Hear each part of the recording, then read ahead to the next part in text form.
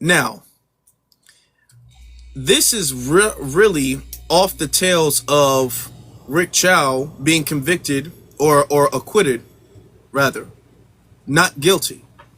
Chased down a 14-year-old, wound up pew-pewing him in his back, and was found not guilty. But someone who was attacked and defending themselves from being potentially jumped, defending themselves, was found guilty. And this is America, and this is the situation that we're in. And we have to understand that. We have to understand that there is no joke to this. Now, a lot of people have a lot of emotions. I was already, when I woke up this morning, I was already feeling kind of, because I was up real late last night, I was already not feeling that well. But I felt almost physically sick when I heard the verdict. It was, to be very honest, not that I'm surprised based off of how it went, but the fact that the judge last minute gave the jury the ability to throw in manslaughter means that the judge himself believed that the first degree verdict was a little bit too much. So he wanted to give them something else. So with 3 hours of deliberation, with a trial this severe, with people this young, for them to come back with that verdict shows that they had already made their mind up way before the trial even started, which is why the prosecution did what he did and made sure that there were no black jurors on the trial. This is exactly why he did what he did. Everybody, let's tap the screen. As we're talking, let's tap the screen. Okay? Now, is this bad? Yes, it is bad. It's very bad. 35 years, yes, that's terrible. I want us to also consider this, though. What if it's not as bad as we think it is? And what I mean by that is, because this is very obvious railroading. This is obvious railroading from start to finish. When have you ever seen a trial this public, this national, that's got news talking about it from start to finish?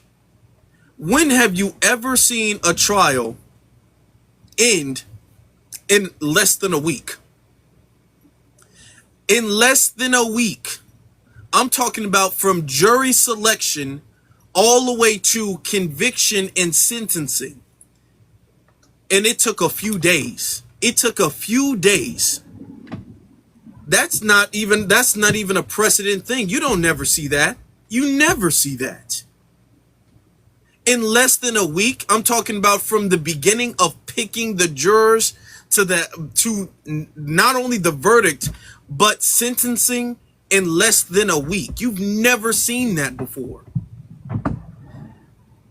This is them trying to show black people what the system is and try to force black people back in their place. But the thing is that they're cutting their nose to spite their face. Because them overshooting this situation, it might not wind up in their favor. We have pictures that are surfacing. Now, of course, we're going to have to determine the legitimacy of these pictures. We have pictures surfacing of the dad, the judge, and the prosecution all being at the same place at the same time, drinking, partying, chilling with each other before the trial. Before or after, doesn't matter when they knew him. It's conflict of interest. The fact that in this case, the prosecution, along with the judge, deliberately struck out all of the black jurors. He didn't just strike out 3 black women. He just struck out all of the jurors. Okay? Honestly. The fact that the video that they were claiming for over a year, oh, this video was going to put him down. This video is going to prove that he lost. Prove that he did it on purpose. It was malicious. It was intentional. Didn't prove that. It didn't prove that. And how you know it didn't prove that is because the judge himself thought that that video was not enough. When the judge saw the video, he thought that the video did not conclusively prove that Karmelo was guilty of first degree. That's why he put manslaughter on the table. He put manslaughter on the table because he felt like the prosecution failed in their job to produce the evidence that was sufficient enough to convict him in a jury of, you can't even call it his peers. He thought that way. So his appeal is going to go through, and there's going to be a lot of people who are mad. What needs to happen before his appeal, though, what needs to happen is they need to fire that lawyer. The lawyer that was supposed to be, quote unquote, representing Karmelo, they need to fire him. He is incompetent. He did an incompetent job. He botched the case on purpose. He botched the case on purpose. He deliberately not put or not subpoenaed Hunter Metcalf, sorry. Don't want to mispronounce the name. He deliberately didn't do that. Okay? Karmelo didn't take the stand. He didn't pull up any good witnesses. He did a terrible job. One of the worst jobs you could have done. He did a terrible job. And he did that on purpose because he was working, in my opinion, he was working with the prosecution as well too. He took a shorter time making his case, arguing his case, than the prosecution. Mind you, the prosecution didn't go on that long. And he took about half that time. In half the time the prosecution took to make their case, the defense made theirs. In half that time. No witnesses. Karmelo didn't take the stand. None of that. All of this stuff, and I want us to understand that all of this stuff is going to help in his case with the appellate court. All of it. Because there's no rightful appellate court that's going to look at this and say that he was not railroaded. Even the judge thought he was railroaded. The judge thought that. The family needs to... In Texas, there is a thing, though. There is a thing in Texas where you can do something within the first 30 days for a retrial. You can do that in this case. The family needs to retry.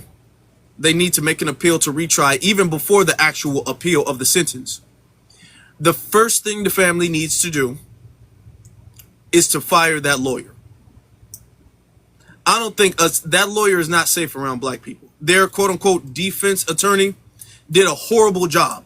To be honest, their defensive lawyer, I cannot honestly think of a defensive lawyer I have ever seen in any case that has done a worse job than him. And I didn't even watch the case. But by the evidence that's been provided, I can't comprehend him doing a worse job than that. To be honest, I think people need to check his bank account or something like that. He might have took a bribe. I wouldn't put that past him.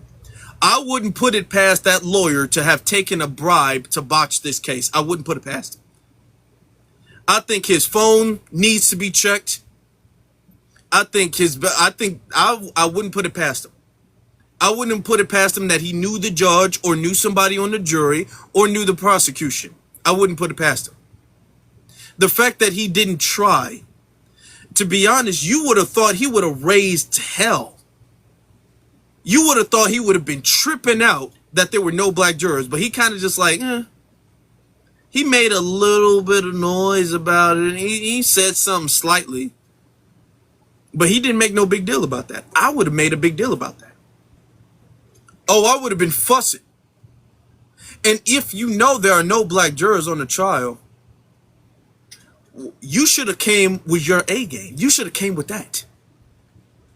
He didn't cross-examine nobody. He didn't subpoena anybody. He did a terrible job. He did a horrific job. And I believe he did that on purpose. Now, I want to bring up some people. Let me bring up Vanguard, Black Vanguard. I know you've been sharing pictures, right? Yes, I have. And also is that what's been going on after we set off the BS Apple leak? What was going on that these white supremacists on Twitter They lied and said that's an AI over there. It's actually including his real picture. And I put up somebody sent me an anonymous picture of Austin Cap on Facebook. They sent me his Jeff account. They sent me his Facebook with his pictures doing his Christmas thing, the thing he did last year with the judge and the DA.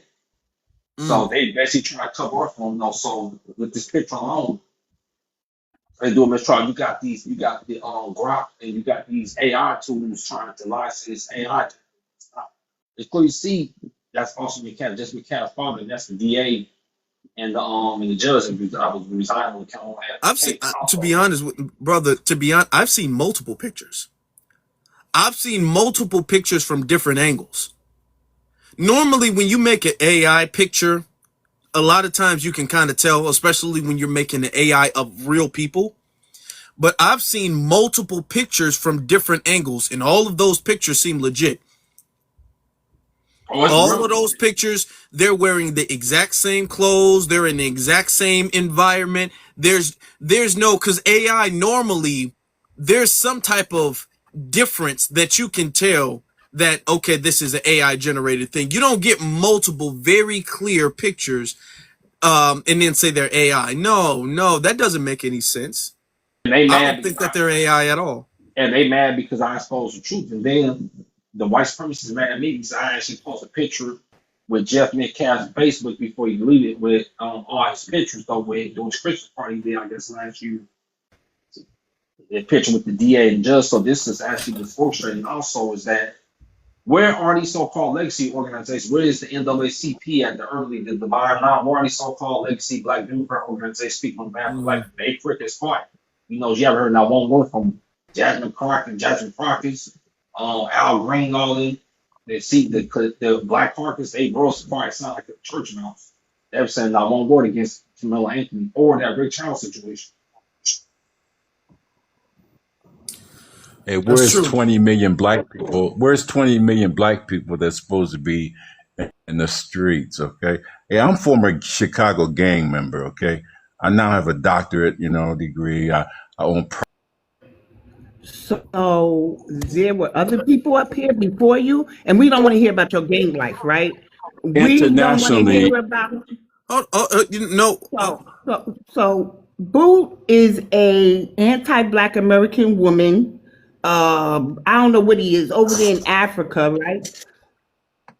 Upholding African women over Black American, and he always okay, hold highlights on. his so-called or supposed GANG life. Like Hold on. we don't want to hear that tonight. Okay, hold on. No, what did he want black? I want to have I want to say something. I Okay, want to have a conversation. Oh, I forgot you was from Chicago. Let me mute. okay. What is now? Yeah. Hey, What do you listen. have to say about this case? You, What do you have to say about this let case? me let me just say this. I'm more upset with the other kid, the 14-year-old, that got wasted by that guy, that Asian, because at 12, 13, 14, 15, 16, I was always scrapped. I mean, I was Okay, and always scrapped. okay. Well, let's talk And about I know, Carmelo. and Let's talk about Carmelo. Camilo, that situation, he that situation had Camilo been a white 130-pound boy, and some black guy 200-pound confronting him, Camilo would be, if he was YT, he would be free tonight. And Mm. everybody knows it's supposed to be 20 million black people in the street over there. And let me just say No, this no, before I no, drop. no, no, You no, know, no, no. Hold on. Okay, thank you. No, no. What they oh want is a no. very predictable reaction of 20 million black people in the street. What black people need to do right now, the smartest thing black people need to do is to have a very clear mind and not overreact or do any type of crash out type of behavior. Okay? Because the case is not over yet.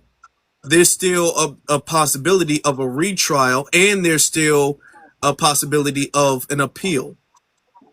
So Carmelo still needs black support and his family still needs black support. Okay? Us going over there, Us going over there, somebody says, "Bro, he done," or come up and talk about it. Then come up and say that. Then us crashing out and y'all losing control. That's not going to help anything right now. There's a smarter way to go about doing this stuff right now. All right, when you know better, you do better. Okay, when you know better, you do better. But Afro, that's my point. Any live that man goes on, he starts off so good, but then he starts doing that stuff there about Hmm. how he was always strapped and how we should be doing it like always violence. And then you Hmm. just address Listen, that y'all. on Let YouTube. me say this. Thank you. Thank You're you, BX. Let welcome. me say this. During the 1970s,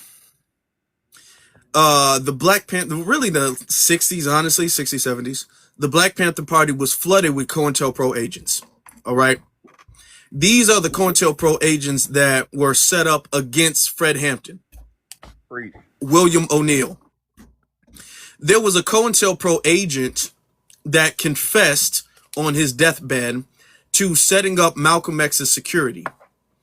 This was in 2021, and he had cancer, and he was on hospice, and he had signed a confession. And in his confession, he said he gave it to his cousin, and he told his cousin not to make it public until he passed away.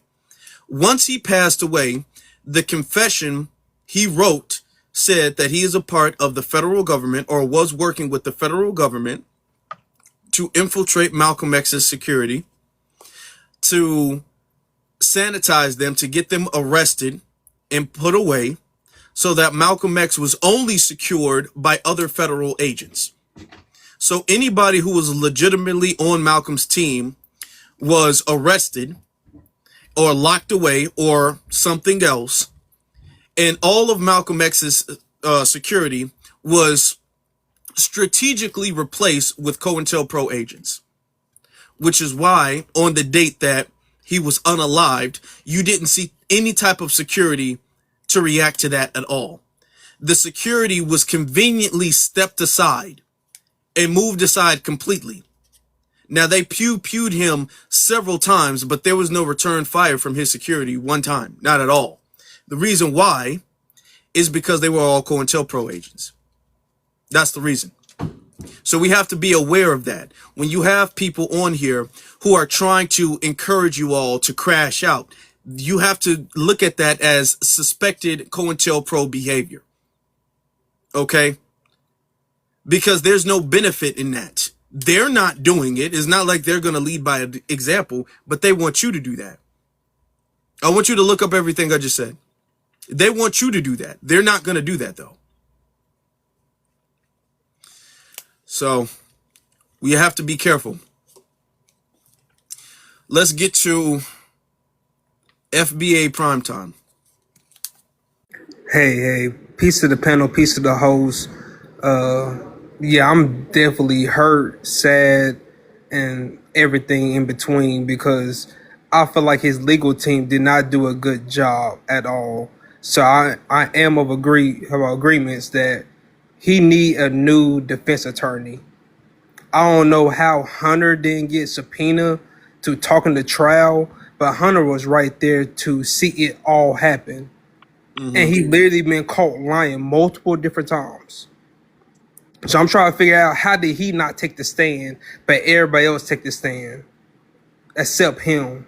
So I think something fishy is going on. Mm-hmm. I'm not going to speak too much to the jury because at the end of the day, we all know it was an all-white jury, but I feel like he was not judged by a jury of his peers.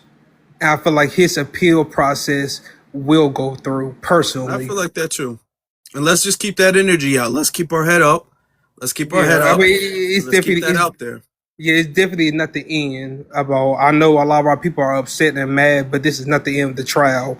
We need to keep on donating, giving to his family. We need to keep on doing everything possible to make sure that he have a proper legal defense. So that's how I'm feeling right now. Yeah. Yeah, of course. Thank you. And Um, Afro Elite. And what's up? also, the defense attorney, he was a Democrat, just to let you give you a heads up. And that other person, I'm not sure he was part of the person representing Camilla. He was part of the clique with L. Sharpton in The person that was at that black person, his name is Alexander. I think he Afro Latino. I think that person. I think the person was African. I think he's affiliated with the DNC with El Sharpton. So that's something very fishy in my opinion as well. That's very interesting. Okay. Okay, that's Really interesting. fast. I'm Let me sorry. go to let me also Can I say this? Can I say this to the go room? ahead. Go ahead. To the white tea folks. There's no privilege in here. Okay, and I just want to tell y'all, don't call us the blacks. We're black people, the black community, black Americans, most specifically. And so we don't mind having the discussion with y'all. Just don't be racist like your ancestors were. Thank you. All right. Thank you, thank you. Let's get to Professor Alon. How you doing? What's going on, brother? Can you hear me? Yeah, I hear you.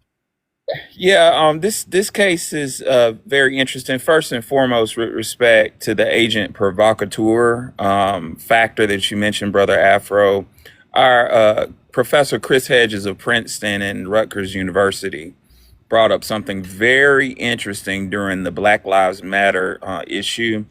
Chris said, "Be careful with violence because the dominant society speaks the language of violence a lot better than you do. You have to keep in mind that the government has people who are trained so amazingly in the language of violence that the room wouldn't even believe it. You know, they got Navy SEALs and they got a unit in the Army so elite that it doesn't even have a name. We call it Delta Force. People in the military call it the unit, but it doesn't have a name. We don't even know how they train. So why did I bring that up? I brought that up because the gentleman that came up here that was kind of provoking a violent rhetoric, that would feed right into a strategy that me and my colleagues thought about earlier when the verdict came down. Me and one of my colleagues was talking like, why is the dominant society doing these back-to-back cases? Are they trying to provoke Black Americans? And my colleague said, yes, they're trying to provoke Black Americans to violence. And I scratched my head. I was like, well, why would they want that?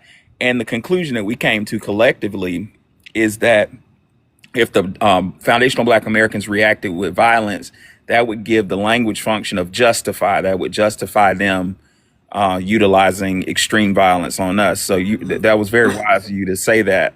But with respect to Karmelo Anthony, this is very unfortunate. I went to law school, and law school is very confusing and very hard. But the two classes that made the most sense to me were contracts, that was my favorite class, and criminal law. Criminal law was straightforward. It's not confusing. And what I was taught, to my pro se understanding, and a crime exists off two principles, actus reus and mens rea. My law professor said they had to be married. Actus reus is a guilty act. Mens rea is a guilty mind. They have to be married. And to my pro se understanding, when I look at what Brother Karmelo did, I don't see a guilty mind. I don't see one. How could he have a guilty mind? And what it was reactionary, which to what I was taught feeds right into case book self-defense. So I don't understand the verdict. I do understand it. I know what's going on, but I it's not logical. But I will give a word of encouragement to foundational Black Americans. Every case is entitled to appeal. And I'm not going to tell strategies on here, but I looked through Texas law, and when I was in law school, they say the court err. That means making an error. And I saw a real big error. So if y'all know or y'all find out who the appellate attorney is working on his case, please send me his name so I can reach out to him, because I see at least one clear-cut error. It's so clear that I need to email him this, which he probably already knows. So what I'm saying in conclusion, ladies and gentlemen, is I have a lot of faith in this appeals process with our young brother Karmelo, because I, to my pro se understanding and knowledge, I saw error that nobody's talking about. I'm not going to mention it on the space, but yeah. So don't Don't freak out. This is unfortunate, but this is a system we're in. The good that's come out of this case is it's reaffirmed our understanding that tethers are being used as proxies for the system of white supremacy. So I would like to believe that this case is going to help us further delineate from these people who are looking for butter biscuits from the system of white supremacy. But if y'all find out the appellate attorney's name, shoot it to me on a DM because I need to reach out to him. I found a clear cut error. Yeah. All right. Yeah. Yeah. Definitely. Definitely, y'all. Y'all tap the screen. Everybody, let's tap the screen. Let's tap the screen. Okay, Candy, go ahead. Go ahead, Candy. Talk to us, please. Thank you. Okay, so my thing is this. It looked like I don't think he got a fair trial because based on self-defense, right? It seems like just wasn't a fair trial. It doesn't seem like any law was put into place in this, right?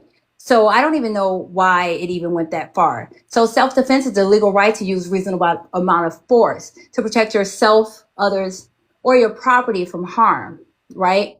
So it acts as an illegal excuse if you are charged with a crime like assault, provided your actions were strictly necessary. Now, imminent threat. You must believe that you are in immediate danger of being hurt or unalive. The threat must be happening right then, not in the past or in the future. A reasonable belief, okay? An average person in your situation would feel the same fear. Who wouldn't, right? No provocation. You cannot be the person who started the fight or conflict. He wasn't. Proportional force. You can only use the amount of force needed to stop the threat. For example, okay, you cannot use lethal force to stop someone who is simply yelling at you.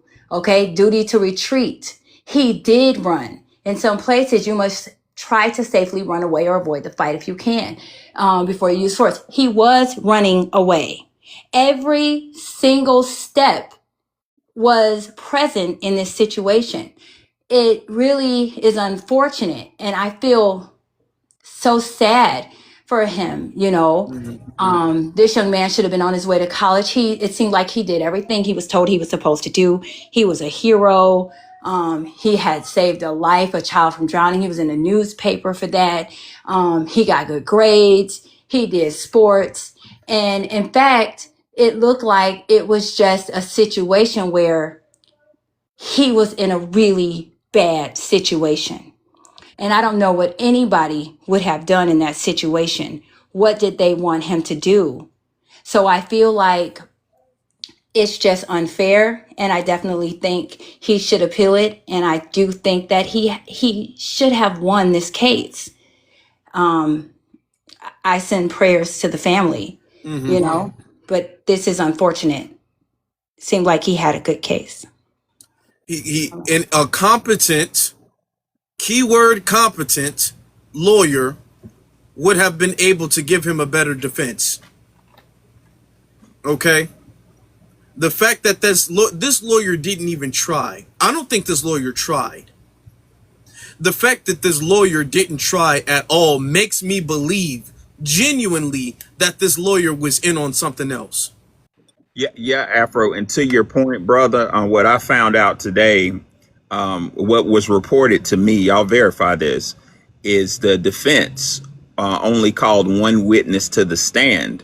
And the witness that the defense called to the stand was Karmelo's mother. That was a mistake. Really? In my pro se opinion, that's a big no-no, because any mother is going to get up there and plead, beg for their son's life. That's what mothers are supposed to do. But looking at it from a strategic standpoint, I wondered the same thing you wondered. I was like, why would he, number one, only call one witness to the stand? And why would he call the mother up there? So I drew the same conclusion that you did, Afro, allegedly. Yeah. This is too fun. I think there's something deeper than this. Yeah, it is something deeper though, because that picture I post up and that the other picture I post up his Facebook, that proves it though. It should easily be the mistrial that he got a picture hugging with the DA and the judge, though, that should be easy for this trial right there. I mean, I'm trying to figure out why wasn't Hunter called to the stand. Hunter was literally Let me right there. speak on the Hunter thing too. Hunter not taking the stand, to me, after the defense, him not taking the stand could have made or broke the case. Either way it went. The media is trying to cover this up by saying Hunter didn't take the stand because they didn't want to re-traumatize him. No, that's not why. A prosecution would have put him on the stand. That's the number one witness you want to hear from.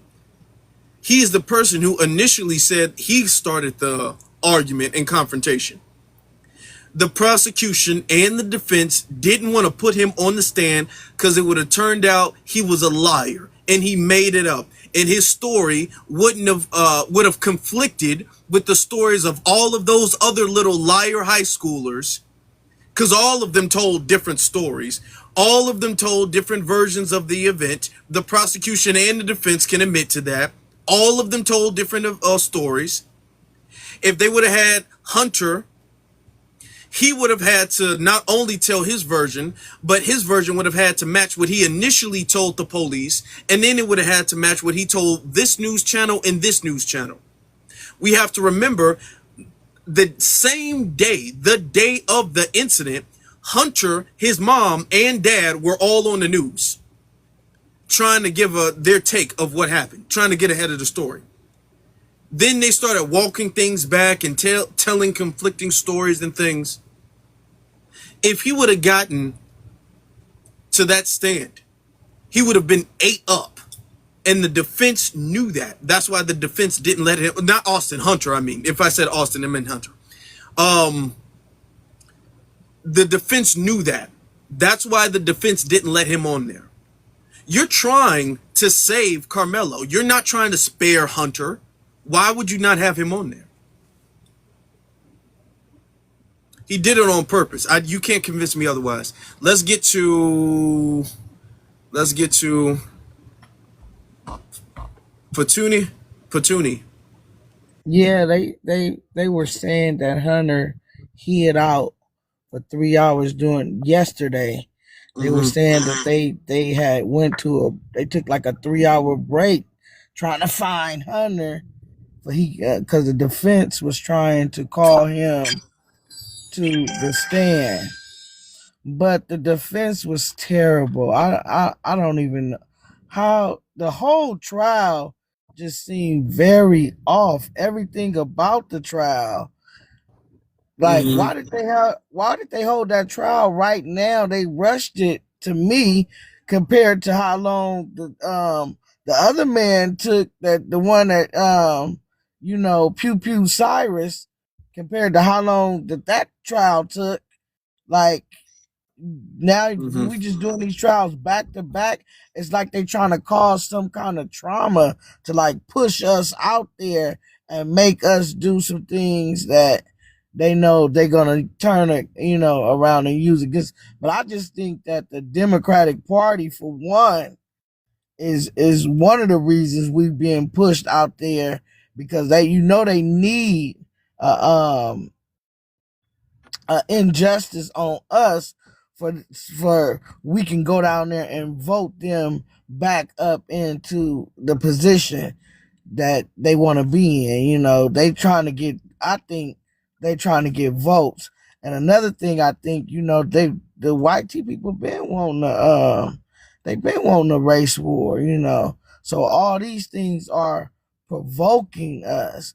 But, I said it. I knew that he was going to get found guilty once the jury pick came in, and then you just seen the stories just changing. Like, I mean, these people were getting up there testifying. How can you be the victim and the perpetrator at the same? Like, this Karmelo is sitting down. How can you be aggressive to somebody? How can you be aggressive and you sitting down? I ain't never seen an aggressive person sitting down. And if a person was being aggressive and they was sitting down, why would I go up to them? Why would I go up to them while they sitting down? If I think if you're acting aggressive, why am I gonna go up to you while you're acting aggressive? You sitting down. Why am I coming up to you if I'm so they made on the stand, these people just made Austin out to be the victim. Yeah, it's a complete betrayal of logic at A all. betrayal of It's a logic. betrayal of logic. Let's continue though, because I want to have I want to switch things around in a little bit. So let's get to Red Heels Lady. Yes, how are you? It's always a good thing to come on your live because you Thank you. always bring the facts. I just want to say this, Joe. I think that this is a time that we as foundational Black Americans need to start really, really hitting a lot of these organizations and businesses in their pocket, though. No more marching, no more we shall overcome, no more protesting and looting. No, we got to go silent. We got to move in silence, though. We got to start hitting them in their pockets, though. I don't know why we are surprised, though. This is a system. This system has never been for us. Yes, we thought that he had a good defense team, but we see now that it's not. The one good thing about it is just that, he does have a chance for an appeal. I'm just hearing, this is just hearing, that the jury couldn't deliberate on how much time he was going to get. And I guess that Judge Roach, they say that he's retiring. This is for TikTok purposes only, educational purposes only. You guys do your research on that. And that he was the one that said, look, since you can't do this, the sentencing, I'll do it. And he gave him 35 years. You guys look that up, see how true that is. So, but it is true. And I just want to say that this is just really sad. But the higher power is working with us to let us know that we have no allies, we have no friends, though, and it's time for us to really, really delineate. This is going to further push us into delineation, though. When I saw that it was no Black people on the jury and it was all white, they keep saying, oh, there's some Asians and Indians on there. Well, they have close proximity to whiteness. When they come here, they check that white box, whatever, because that's what they want to do, though. We have no friends, we have no allies. Stop being shocked of this guilty verdict. This is O.J. Simpson all over again. This is all these historical cases that was against us all over again. One thing about these people, they're on code. They don't care what their people do. They can commit a heinous act against us. They're going to always find them not guilty. But when it comes to us, we can run away. We get pee-pooed in the back. We could be sitting eating ice cream like Botham Jean in our apartment. You know what I'm saying? Sandra Bland, all these cases and it's just going to happen over and over again until we show them that we're not having it anymore. So start hitting them in their pockets, though. And yes, we have voting power and we have economic power. And if we use those two, I guarantee you we got them. And I'll mute. All right. Thank you. I want to get you, before we start changing things around, let's get to Coach ED. Coach ED. I have a question. Yeah, what's I your have a question. So you guys were referencing his defense. Why wouldn't the parents use the money that was donated to obviously get proper defense for their son instead of spending it on material things? What material? Hold on. Don't BX. Hold on. What material things? So they bought a house, they bought a new truck, and so you guys were talking about a public defender and him not being represented correctly. Why wouldn't they invest all that money that was donated, into his legal defense? They bought a house. Where did they buy the house? Who told you that? So the money. No. Who told you that? Who told you that? Okay, let me answer this. No. Don't add. No. Who told you they bought a house? Yes, sir. Tell me. This is what's been posted all over the online on. So, do you believe everything you hear online? Absolutely. You believe everything you hear online? Well, I mean, answer my question. What? I can't understand what you're talking about. That's false information. They didn't even get Look, They hadn't even the money hadn't even what been they want to released. look, they have not had access to the money. The money's still in the account, y'all. Yeah, this is a He quick wants to episode right come here. up and antagonize. Oh, they could have did all this. They could have did all this. Oh, where'd they get that from? Listen, I'm gonna tell y'all something. All right, incest really messes the brain up. So their community really got to stop doing that. They got to get that together because clearly they can't think. They're trying to troll, and it sounded like he was having a seizure while he was doing that. They need to get that together, man. Them family reunions is sick. Let's get to She Love Jackson. How you doing, She Love Jackson? Talk. Let me know what you think about this case. I think he's a murderer. There was no reasonable self-defense claim to have Bullshit. had the knife. Okay. Number one. Okay, now we know what you think about this case. What do you think about George Zimmerman? I'm not familiar with the case, but No, you I are. think No, you are. No, you are. The whole America is. Everybody in America is familiar with that case. Everybody in America is familiar with the case of George Zimmerman and Trayvon Martin. So stop lying. Don't. What do you think about it? Don't lie. That's similar too. That wasn't reasonable self-defense either. So you think He's he a should be murderer. locked? Do you think George Zimmerman should be locked away for the rest of his life? More than likely. Do you think that Daniel Penny should be locked away for the rest of his life? I'm not familiar with that case. Yes, you are. Yes, you are. Yes, No, you are. I'm not. You're not Yes, you going to are. tell me Yes, you what. are. Yes, you are. Don't lie. I'm not familiar. What Can you about break it Rittenhouse? down for me and I'll tell you Okay. exactly? Yes. Okay. What do you think about Rick Chow? You think he should be locked away for the rest of his life? Yes, probably. Probably. Why probably? Because number one, he shouldn't have followed. No, why pursued him probably? out of the Why not a store definitive yes? Why probably? because he was armed with a firearm. Why probably? Probably is not a yes or a no. It's a probably. It's a maybe. Why are you using that word? Because I could have a conflicting point of view on it. What is conflicting about that? He should not have pursued him out of the store, but he was also armed with a firearm.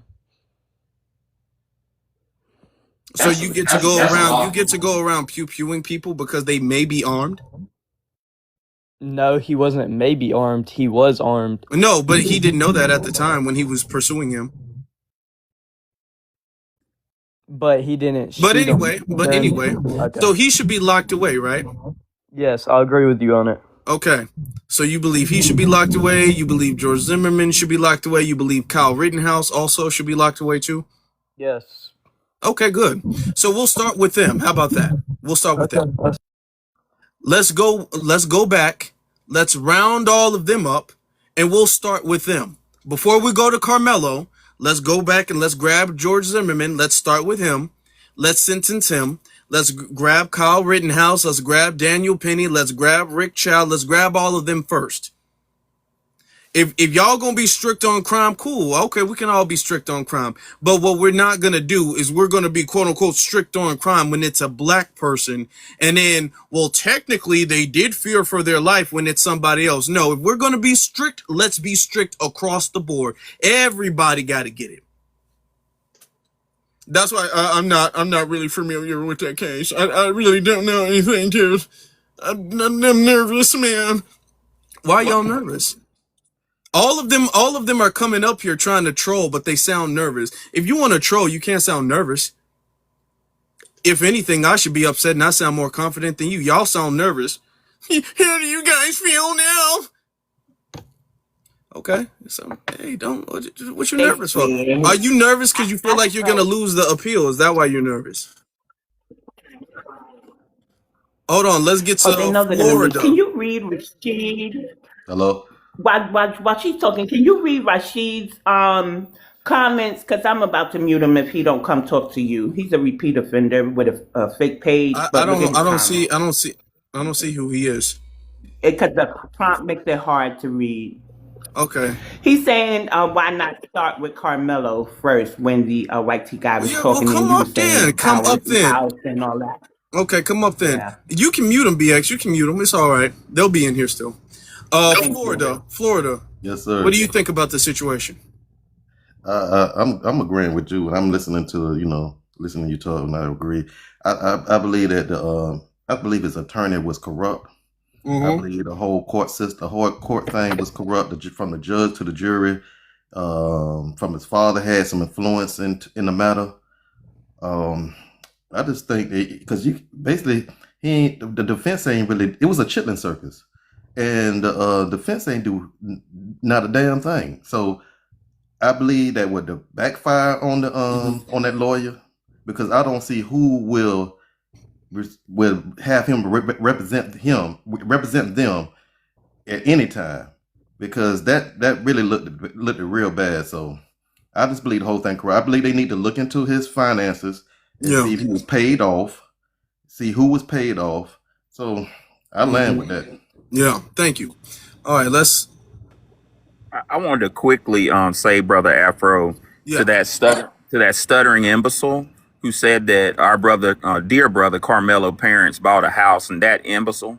I want to let you know that that attorney that Carmelo's family selected is a law professor at the local law school in that area of Texas, who knows crim defense backwards and forwards. So he was not unreasonable selection, which leads me more to your conclusion, Afro. I'm wondering, what's this really about? Did he pay $300,000 for him or something?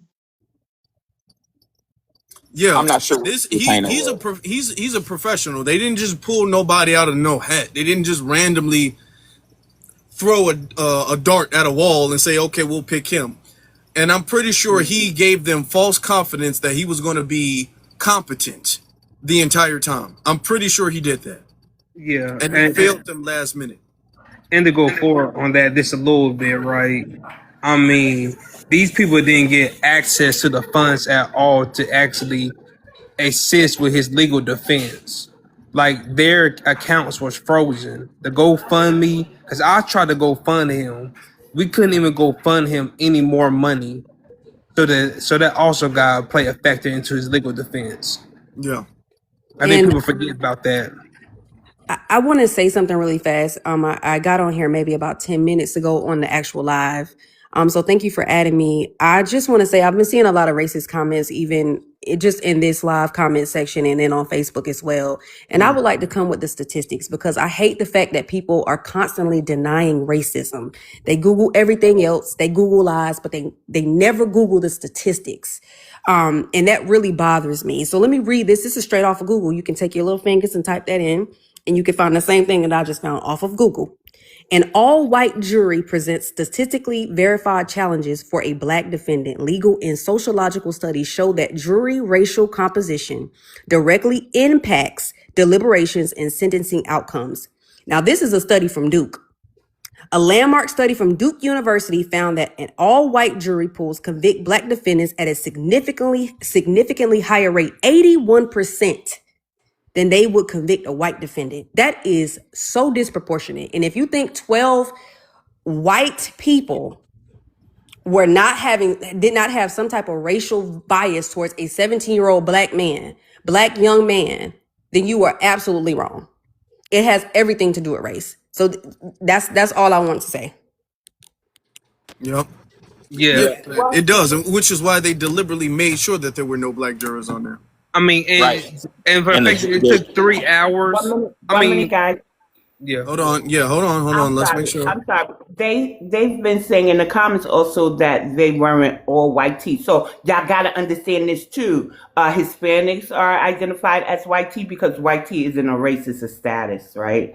And some Hispanics fought for the right to be classified as white tea, right?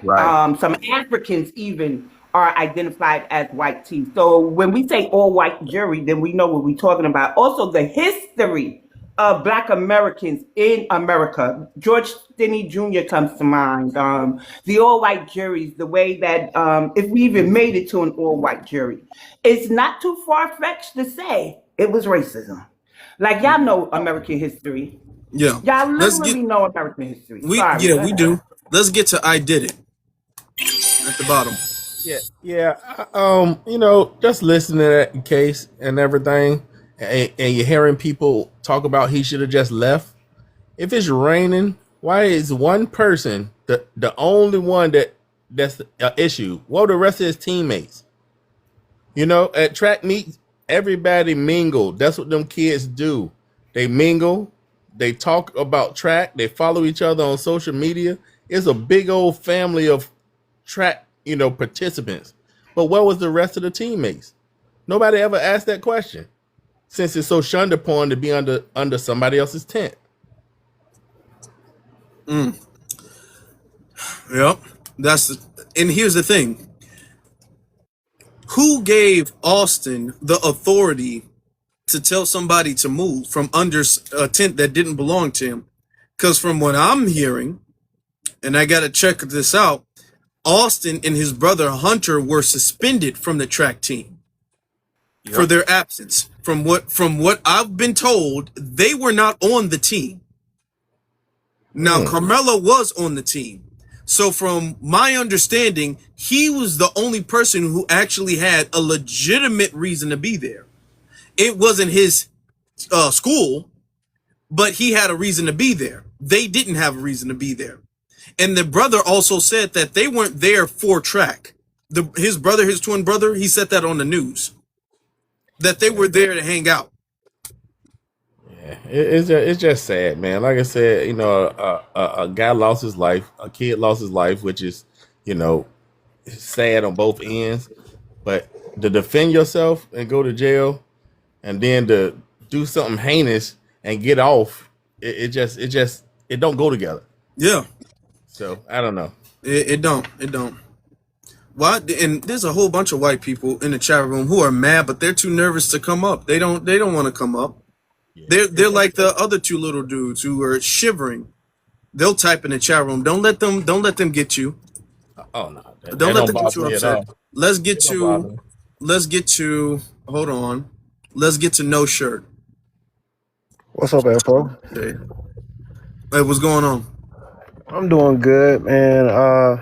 This conversation has been going all day ever since the verdict. If don't nobody know, I am from Texas. My whole family lineage, everything is from Texas. And one thing I want people to understand about Texas is that this is not new to us.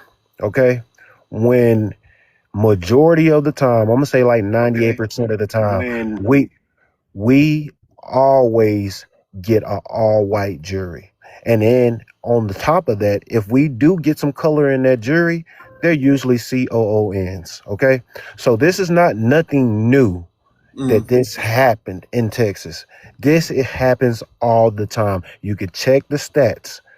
All white juries are the norm. Now, to speak on this case specifically, the judge knew the DA, and the DA knew some of the jurors, and also the judge knew Metcalf's dad. Okay, this is not a secret. You understand what I'm saying?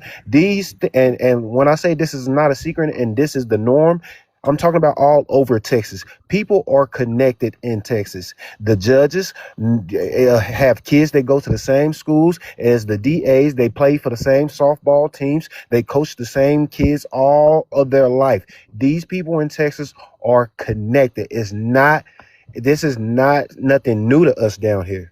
I'm not saying he deserved what happened to him all. What I'm saying is this is not anything new.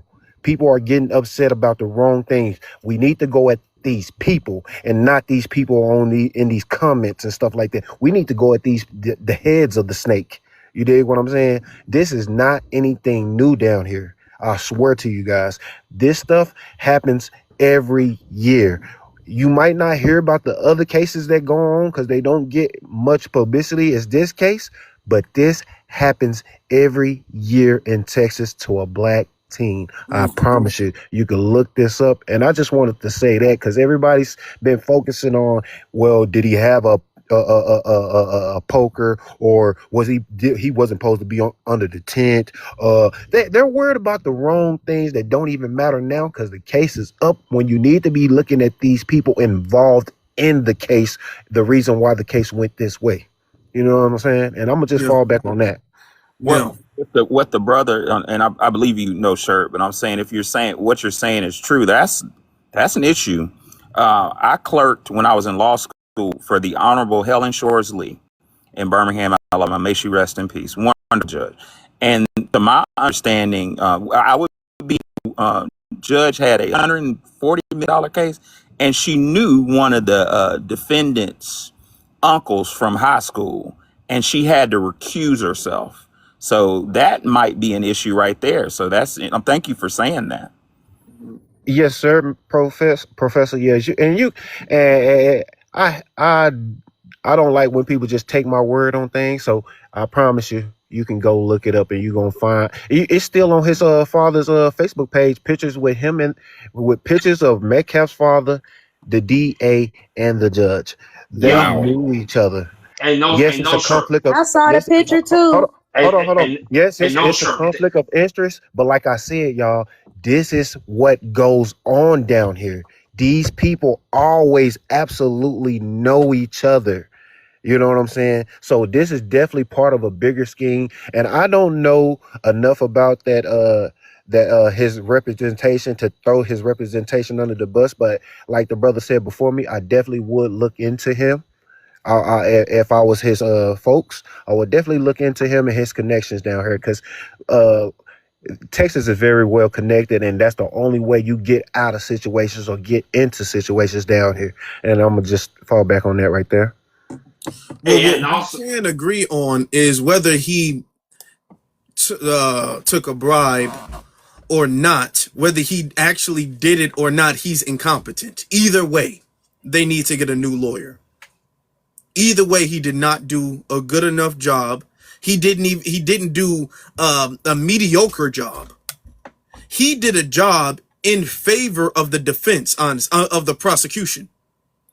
His job, his argument helped the prosecution.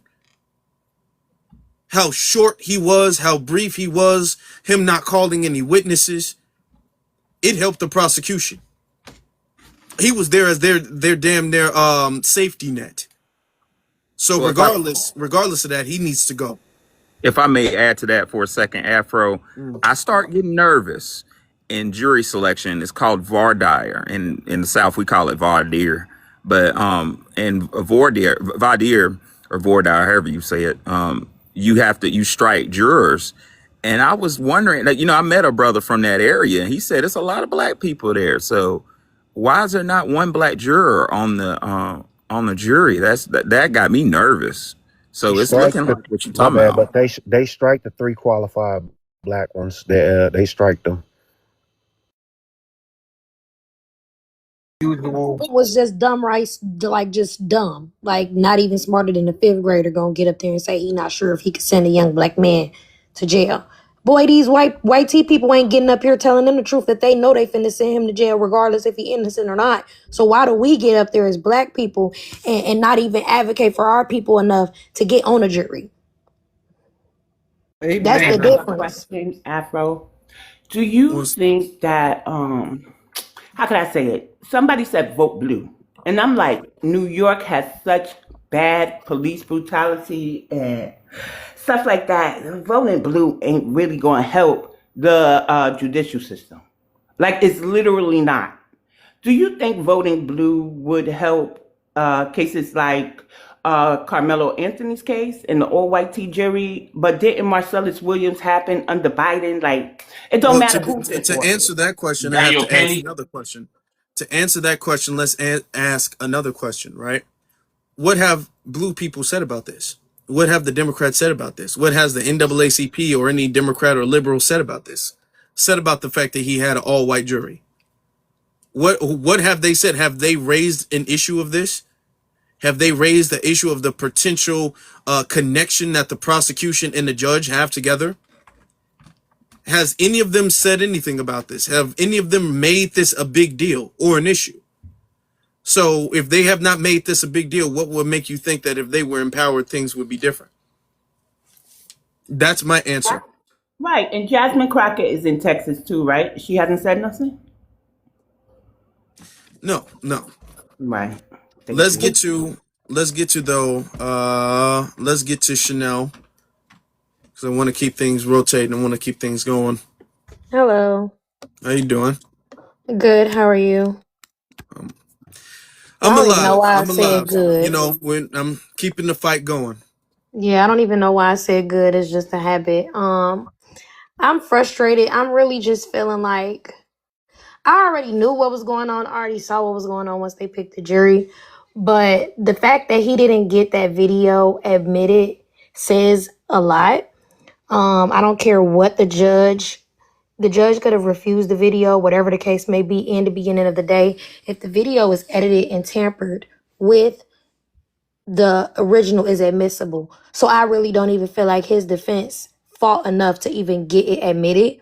And that says enough for me, because why wouldn't, even if the video wasn't what people are saying the video is, wouldn't you want the jury to have the full view of what happened, not cut and splice different versions of what happened? And then you telling me that the prosecution was able to basically admit that they're coaching the kids using this video on record? Like, what type of case is this? I just, it's not normal. It's not right.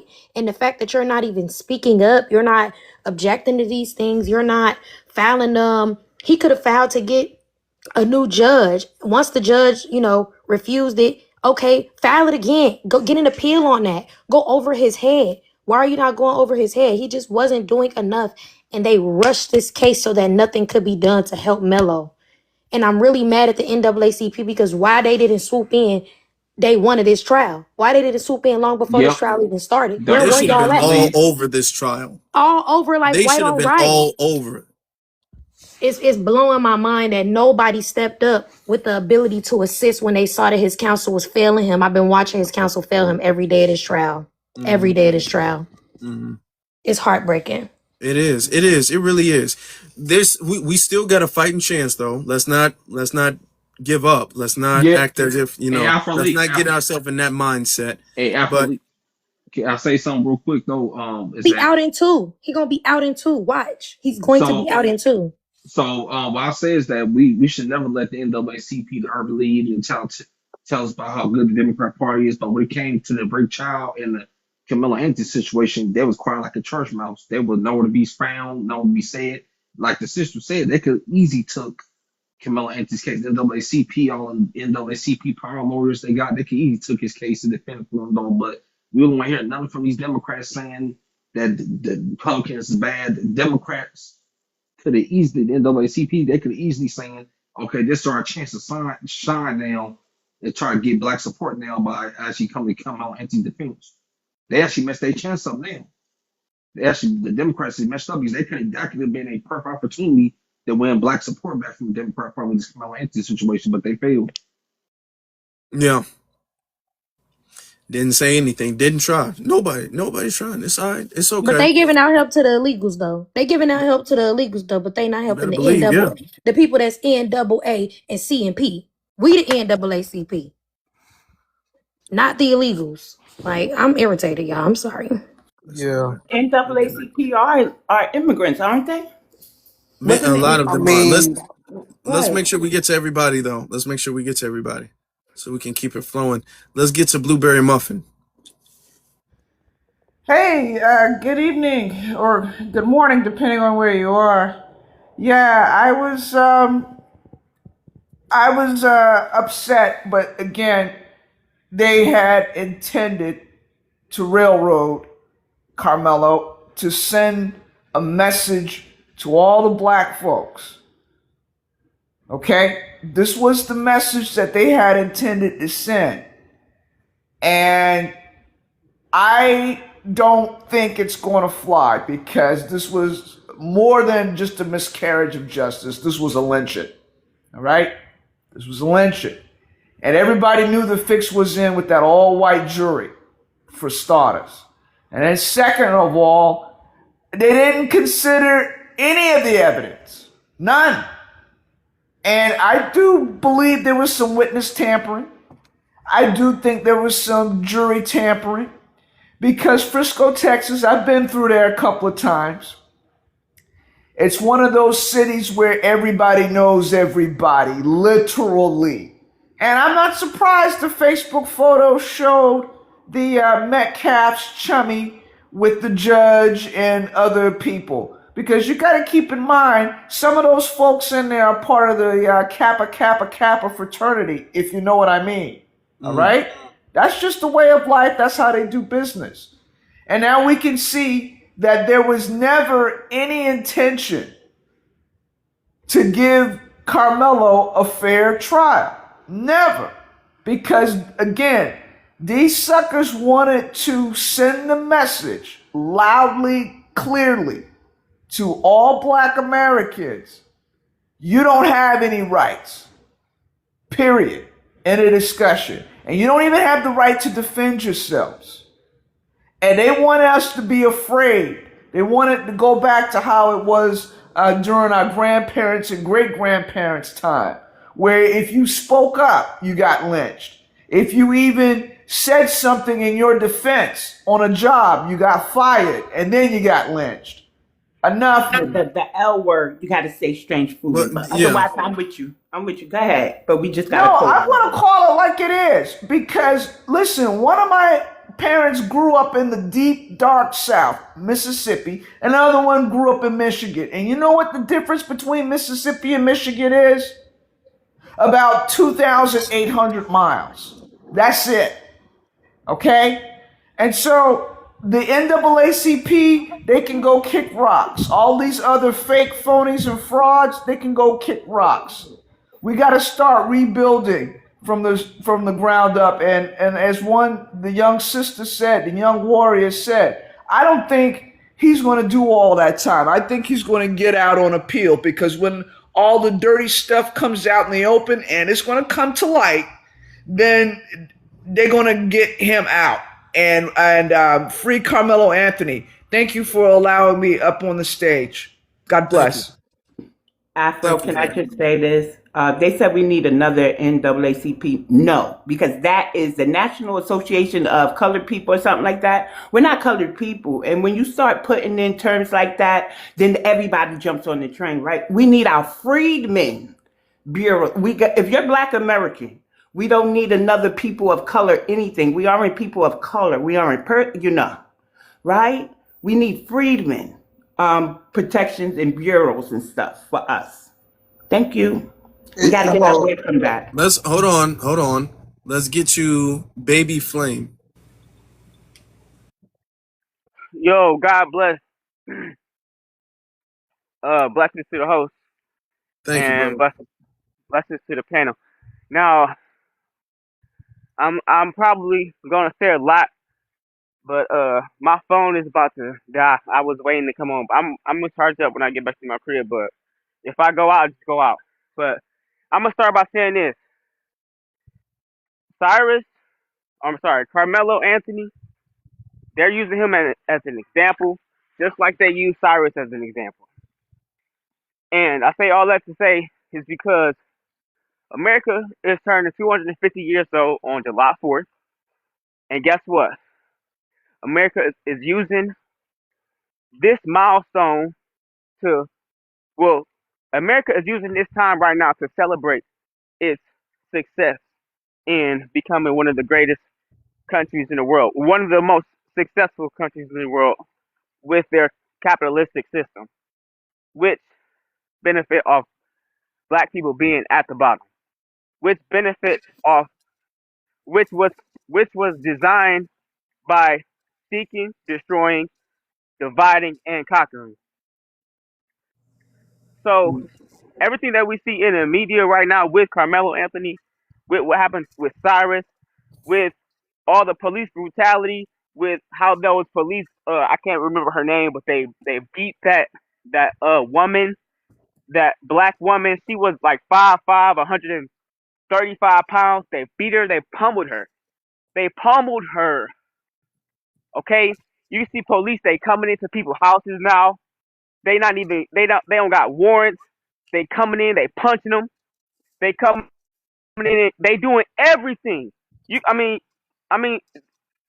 they have free course. They have free course to do whatever they want to do. And what is this? What and why are they doing it? To increase black fatigue. Because guess what? The spirit of the Lord is upon the black man now more than ever. And I liken this to everybody has to open their eyes and see what's going on. Black people are coming together more than ever. And it started with somebody broke the chain by being by somebody broke the chain by initiating the entrepreneurial trend. You're gonna always see a black entrepreneur. You're seeing more black entrepreneurs more than ever. I don't care if they're selling Kool-Aid pickles. I don't care if they at a food truck. I don't care if they're selling tuna salad. I don't care if they're selling burgers. You go, all you see on social media is black entrepreneurs. Do y'all remember when Drewski made the skit about the conservative YT women? Mm-hmm. So Drewski made that skit, right? And he made the skit to liken how conservative YT women, they smile in your face, but on the inside, the message is very sinister. The intent is very sinister. And this is what gave it away. This is what gave it away. Well, I'm gonna say this first. I was sitting at I was sitting at I was sitting at a food truck. It was a Arabic food I'm gonna get you truck. to land your plane because I want to get to the next speaker real quick. Okay, what I want to say is, black people in America, we have to continue to come together. We have to continue to come together because it's already happening.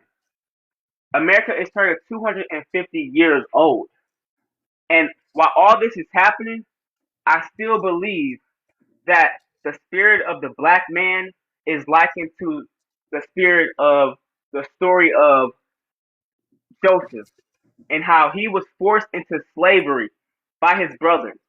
And now, you know how God talks in parables. I feel like black people, which is the coat of many colors, is Joseph. And all his brothers are the white man, the Asian man, and the Arabic man. And they pushed us down for 250 years. For Joseph, it was 30 years. But one day, we still will be the kings of the earth. And it's happening right now. And you see the revolution, you see the evolution because we're talking more, we're engaging more. The love is, the frequency Brother, is hot. I'm brother, sorry, I'm saying, I feel the energy. I really do. I'm I'm trying to be sorry, fair, but right. The frequency is raising, and that's why you see America turning 250 years old, and they're celebrating by doing what? Having free course to do whatever they want, and continuing to pummel the black man, and that's what they're doing to pummel Melo Anthony right now. thank you for that. And I'm gonna speak on that in a little bit. Let's get to Crystal. Yeah, Crystal, you got it. Hi everyone, how are you? Well, I know about how Yeah, everyone is we're treated. okay. We're okay. How are you doing? Um, Not good. So I want to start off as everyone else said. This is so heart wrenching, and for me, I raised four men. Not one of them are in jail. One is an entrepreneur. One is a computer engineer. Two are entrepreneurs. And one is just kind of like a freelancer, but I guess he'll find his way, you know. But I live in Texas, Houston, Texas, and I've always taught my sons, like, be careful of your surroundings, be careful who you make friends with, you know. I'm gonna call them clear, clear people. And I said, you know, sometimes certain things look one way in your face, but as soon as you walk away, if there was a secret mic, you will hear exactly how they feel about you. And so that's all I'm gonna say on that. But as far as the trial is concerned, I feel like it should have been moved to another city. It could have been moved to Houston or something. It needed to be moved. It's a whole lot of corruption. I know everybody can say, and I'm gonna say it because, like, they knew each other. Number one, the video that really exists. Um, it I don't understand for the life of it why that attorney did not subpoena the actual video. From my understanding, they said that the judge pretty much didn't want, didn't allow it in or whatever. But I don't know if he even actually really went and got it.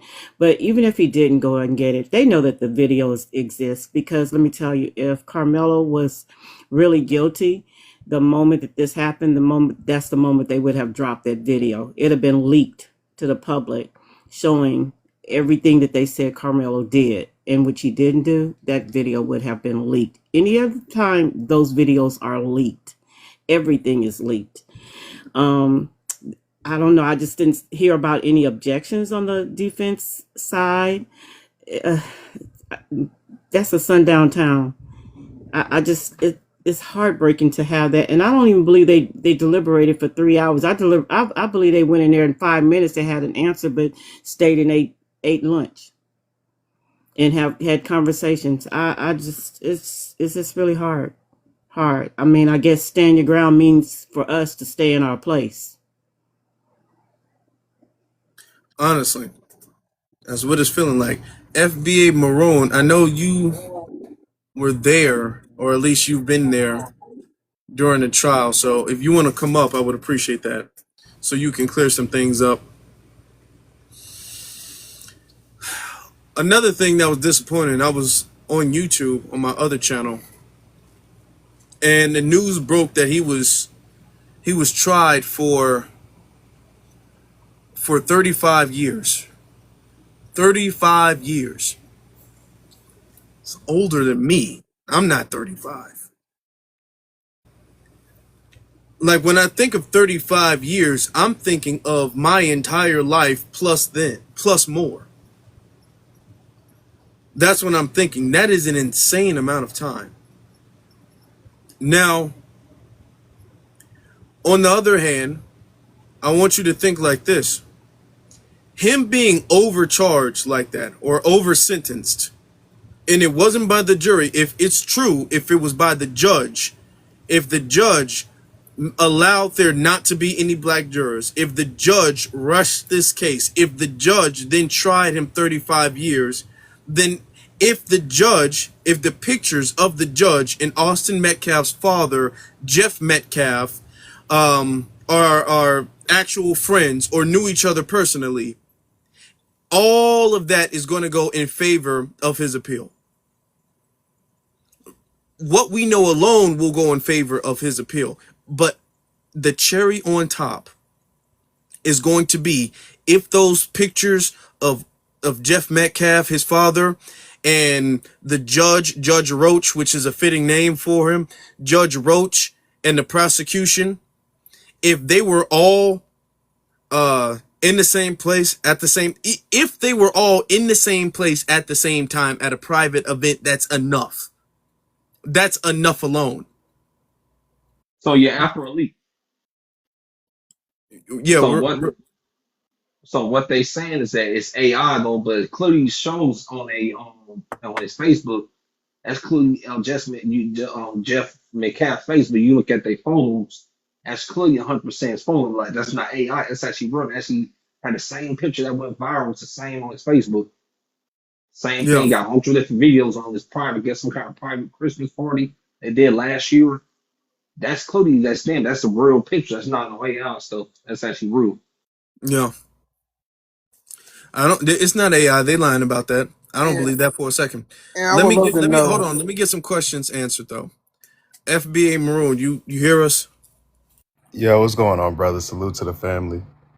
I'm actually supposed to be asleep right now, but I got a big day tomorrow. But I couldn't sleep, man. Go ahead. My bad. I appreciate your time. I appreciate that. Yes, sir. Just some quick questions. Austin, it was told that Austin and his brother were suspended from the track team. Is that true? No, they were never officially suspended from the track team. And I was in there for the testimony for their head coach, who basically was trying to renege once the cross-examination happened with the defense attorneys, because a lot of people keep trying to say it's the defense attorneys. No, the jury was asleep. And while the jury was asleep, while the cross-examinations were going on, which is why after the prosecution rested their case on Saturday, they could not prove their initial statement that basically they were trying to prove that this was not excuse me, quote unquote self-defense. In the words of the coach, the head coach, who was denigrating not just Carmelo as a person, but his hair as well. Basically, he said he told the defense, "Oh, I verbally, quote unquote, suspended him from the track team to teach him a lesson." But he never actually suspended him from the track team. He was actually supposed to be kicked off the track team because he said he did not need him because his numbers were trash. Austin's numbers were trash for shock put and different things of the such, and he kept not showing up to the track meets. This is what the head coach of Austin Metcalf is saying. He was partying. He wasn't doing what he was supposed to do, basically being the degenerate that he really was. So, Okay. But officially, he wasn't supposed to be. Okay. He no, wasn't officially removed from the track. Thank you for clearing that up. yes, Thank you for clearing that up. Now, the defense. A lot of people are getting on the defense, right? And you were there. You heard the arguments, correct? yeah. I mean, Do you feel like before I get your opinion, do you go ahead. feel that the offense did a good job, a The decent job? defense, I think they did just the job itself. You know what I mean? I don't feel like they did a bad job at all. Oh, The defense really caught a lot of lies in these kids' stories and other witnesses that were actually there. You know, and honestly, the whole Can Hunter you Metcalf, elaborate on the lies that were caught? yeah, like just even when it comes to the language of what was said, because Carmelo never took the stand, so he never said exactly what he said in the moment, right? But you have all these different kids who are right there who claim that, oh, well, Carmelo said, I'm gonna lift up my hand and see what I'll do, or get up off me, I got something in my book bag, or they'll say, you know, different things of the such, but it's like all these different stories are not corroborating each other. Carmelo has one mouth, not five mouths. He can't say 5 to 7 different things at one time. You see what I'm saying? The defense would catch them up in stories like that with the cross-examination.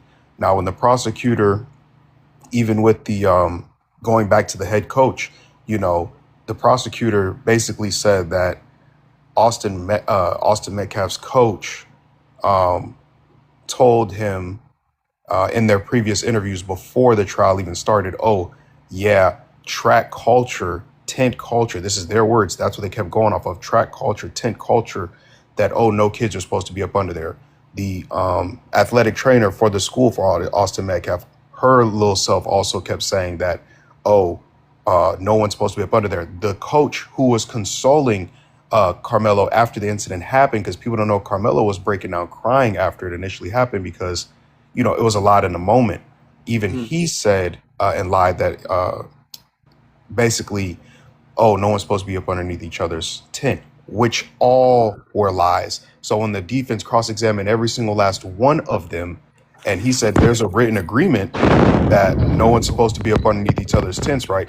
All of them reneged and said, no, there's no written agreement saying that anyone is supposed to be up underneath each other's tents. These are just simple lies that make so much of a big deal when it comes to the defense, because if you're going to lie about that, you're going to lie about everything else that's happening, right? Okay. Even Austin Metcalf's coach, and I'm really big on him because he's one of my biggest takeaways from this case. This all could have been avoided if he wasn't running around chasing after a crock pot. He wasn't even at the goddamn stadium. You know, you're running around doing all these different things, going from house to house, playing hooky on being a head coach, basically. So also too, somebody just said it, the weather. The weather was lied about by the athletic trainer. Austin Metcalf's coach told the prosecution, oh, it wasn't raining that day. But then you look at the video. The video is so in 4K. I didn't even see the video in its entirety, but I saw a little clip. And yeah, the video's in 4K, man. You could see it raining from the video. So yeah, it's a lot of things that's being misconstrued about the defense. The issue is the jury. And I've been telling people this from the jump, is the jury was asleep. They're showing evidence. The jury is asleep. They're showing different videos. The jury's asleep. These people already came in knowing what they were going to do. These people look like the people who come up on this app begging us on TikTok every day. It was an all immigrant jury. 3 of them were like the Chinese, Asian looking ones. One of them was as dark as, you know, Wesley Snipes, but she was East Indian. You know what I'm saying? But all of them identified as YT on paper. So, you know, I know you got questions. I'm not trying to get my pressure in. Okay, no, I It's a appreciate lot that. of things. And the judge also acting like he don't give a damn. You know what I'm saying? Him leaning back. You know what I'm saying? All this other stuff. So yeah, it's a lot of intricate parts, but I know you got questions. My bad. Go Okay. ahead. Okay. Yeah. Thank you. Thank you for that. Thank you. All right. Okay. So it was the jury. Now, the video. Okay. You said you saw bits and pieces of it, right? I barely got to see the video, so I really don't want to speak Okay. on it too much, but Now I let can me. speak on the Okay. quality. Okay. So Yeah. there's a different version of the video you saw versus what the jury saw, or did y'all see the same exact video? No, so when they show the video, they're showing everybody in the courtroom. When they're showing Okay. all the evidence, they're showing everybody in the courtroom. Even the text messages between Austin Metcalf's head coach and Austin Metcalf, right? And then from other players that the coach was, different things of the such. Okay. The video that I basically get to see is like, just the aftermath, what the weather was like. I didn't get to see like the actual video of the incident. Now, from the people I've talked to, and just from me seeing the little clip of the aftermath of the incident, um, the thing is everyone's coming to the same consensus. Even your girl, Sarah Fields, had to admit the video is clear. It's not grainy at all. She saw the video, and actually it was initially accessible to the public last year, but one of these YT supremacist heifers came in and she was recording with the phone. That's how the video ended up not being accessible to the public. But I think it will be, soon here shortly, now that there's been a verdict and, things of the such. Yes, But everyone is basically saying the same thing. You see 4 people break off, walking towards the canopy, and you see a whole lot of commotion going on up underneath that tent. So you saw the video after the fact, right? So there are multiple videos. Yes, the prosecution chopped and screwed the video into different parts. They didn't Really? play the Okay. video in its entirety. The video itself is almost 30 minutes long. Okay. So now it's 30 minutes starting from the time Karmelo went into the tent, correct? Because from what I'm asking, because from what I was told, that this whole interaction was about 10 minutes long.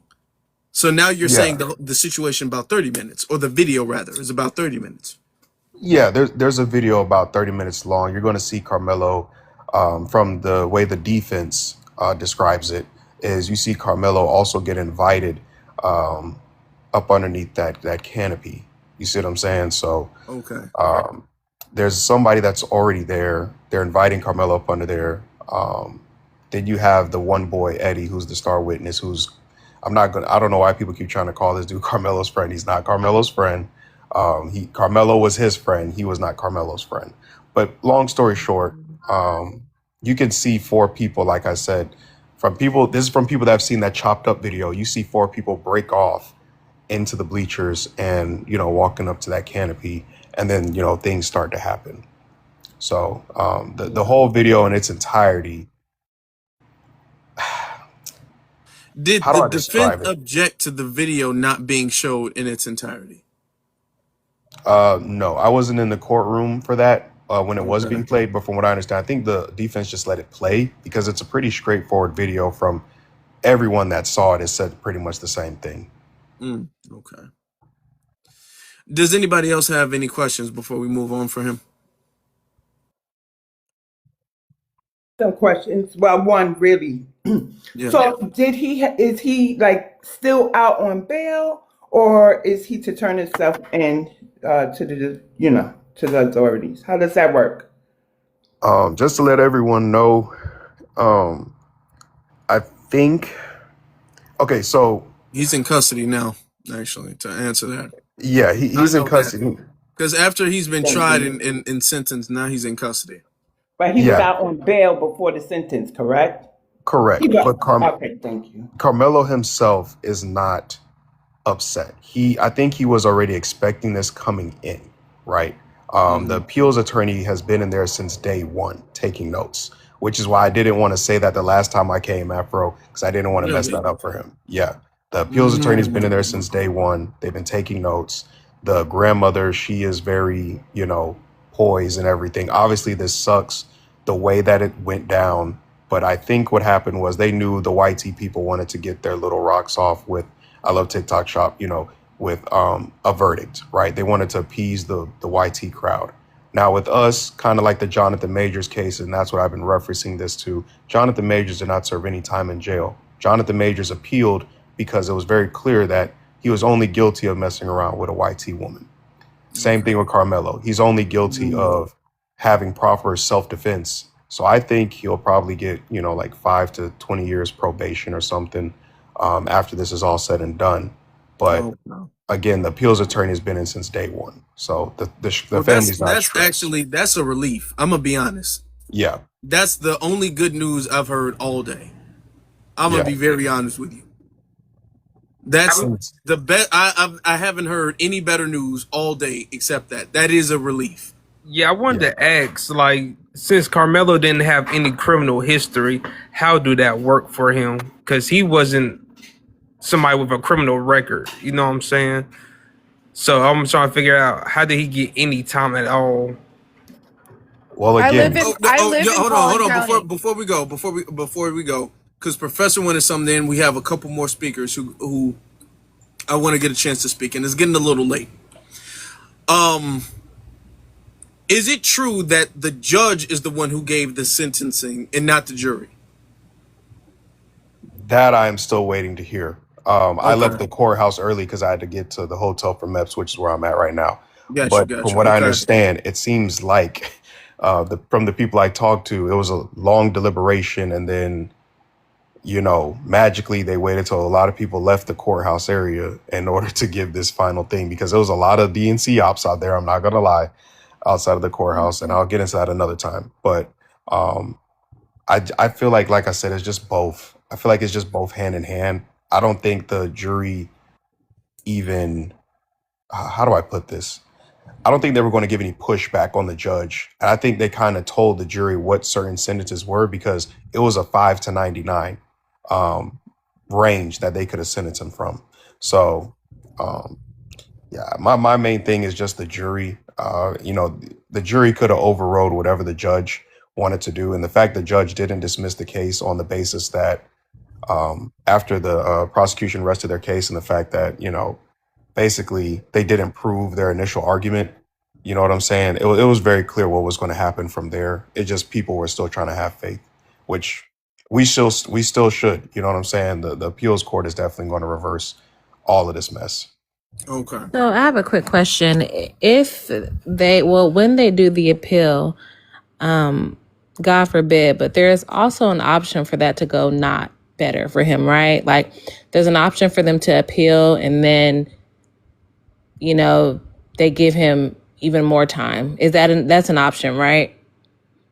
I don't think they'll give him more time, to be honest. No, with I you. don't want them to. I'm just asking because I'm honestly thinking of like everything, and I'm just kind of a little cloudy. My mind is like, it's a devastating thing. I'm sorry. No, it's not. That's not what I want. Hold on. We have somebody who actually studied law, so he can answer that. And this is just what I taught. This isn't legal advice, but this is what I was taught. I was taught that when the trial court makes a decision, an appeal is filed, it goes to the appellate court, and the appellate court makes their decision based off of the errors in adjudication, if there were any.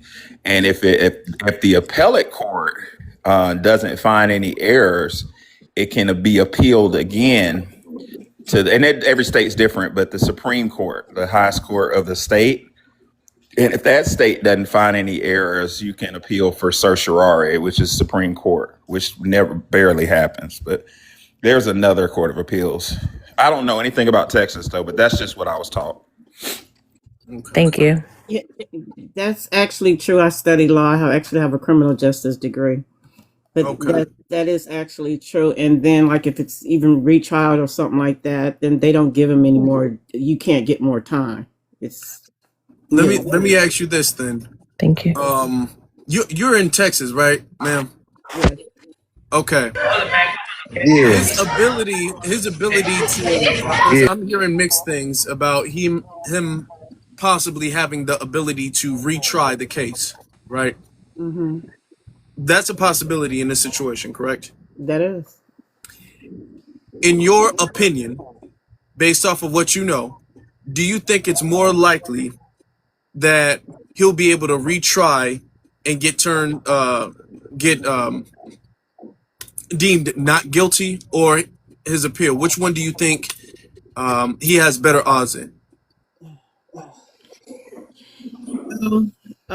In Texas, I think he has better odds in getting retrial because that's just what they would do. But I think they need to ask for the retrial to be not in Collin County. It needs to be in Houston, a very diverse area. So if they move the trial to another county and Hmm. they retry him, it would be different, right? It would And be. you're saying that it needs to be in Houston. Some people in the chat room are saying or Dallas too. What do It you was think of Yeah, originally it that? supposed needs to to be be moved in to a Dallas, diverse area. Afro. It was originally supposed to be in Dallas. Yeah, they denied it and put it over there in Collin County because the black population is like So not sorry, when it's you like 8 point some when percent. okay, when you're saying they denied it, you mean Judge Roach. Yeah, Judge Roach and the state, I believe, also was against it of it being moved over to Dallas as well. They put in for a motion for it not to be moved, basically. It should have been moved because those people are too connected, period. And so even the young boys that are on the stand that is being directed what to say and what not to say, they have to go to school there, and their parents, so it should have never been there. They didn't want it to move to Dallas because they knew if it moved to Dallas that Carmelo would be free. Okay. They know if it moves to Houston, Carmelo would be free. Okay. Yeah, it was supposed to be moved to Dallas, so then Carmelo would be judged by an audience of his peers. You Correct. see what I'm saying? It wasn't a jury of his peers. Okay. I'm sorry, I can't Well, hear thank you. From y'all my for that. Let me understanding, from my hold on real quick. understanding, I had like one question. Did the jury have notepads to write on? Were they writing notes or anything? The jury was asleep. And some of them would look strung out. None of them were writing notes. I think Wow. one day, yeah. Oh my bad. Go ahead. Oh, I just said, wow, that's crazy. Yeah. Yeah. I'm like, I want to paint this picture for y'all, so because I don't have pictures of these people, and I don't want to, dox anything or whatever. But when I tell you, when I got in there, when they Thursday, when they were initially going to interview the head coach for Austin Metcalf first as the first witness for Thursday or whatever, after the opening statements and whatnot, and showing the video to the jury like 4 times, trying to rile the emotions of all these different, white people up in there, basically trying to create the emotions of white people to weaponize and make this an emotional thing instead of a legal thing. The jury walked on in. One of the ladies that looks like a Syrian refugee, like I said, the ones who come up on this app begging and dancing and all the whatnot, literally was asleep. The judge was literally looking in her direction and did not say a word. Didn't go to recess, didn't do nothing, nobody nudged her to the side. One of them looks like one of the North African dudes with, the beard and all the other stuff. The other one is an East Indian, like I said, who is probably as dark as Wesley Snipes. You know what I'm saying? The other three are like the Asian, with the eyes looking at slanted eyes. There you go. Some of them look like YT Hispanic passing, and some of them the rest were like Ellis Island babies, and they looked strung out. Nobody was taking notes. Nobody gave a DAMN about our brother Carmelo on such a high profile case. So I just want to make that plain and simple for everybody so they can understand what kind of case this really was. It didn't matter what the defense did. It just mattered that the jury was not paying attention, and Roach, the judge, was leaned back, hand on his head, what I'm saying, not caring at all. He was not interested in this case, just trying to get it out of Collin County because it's a lot of money being brought down here.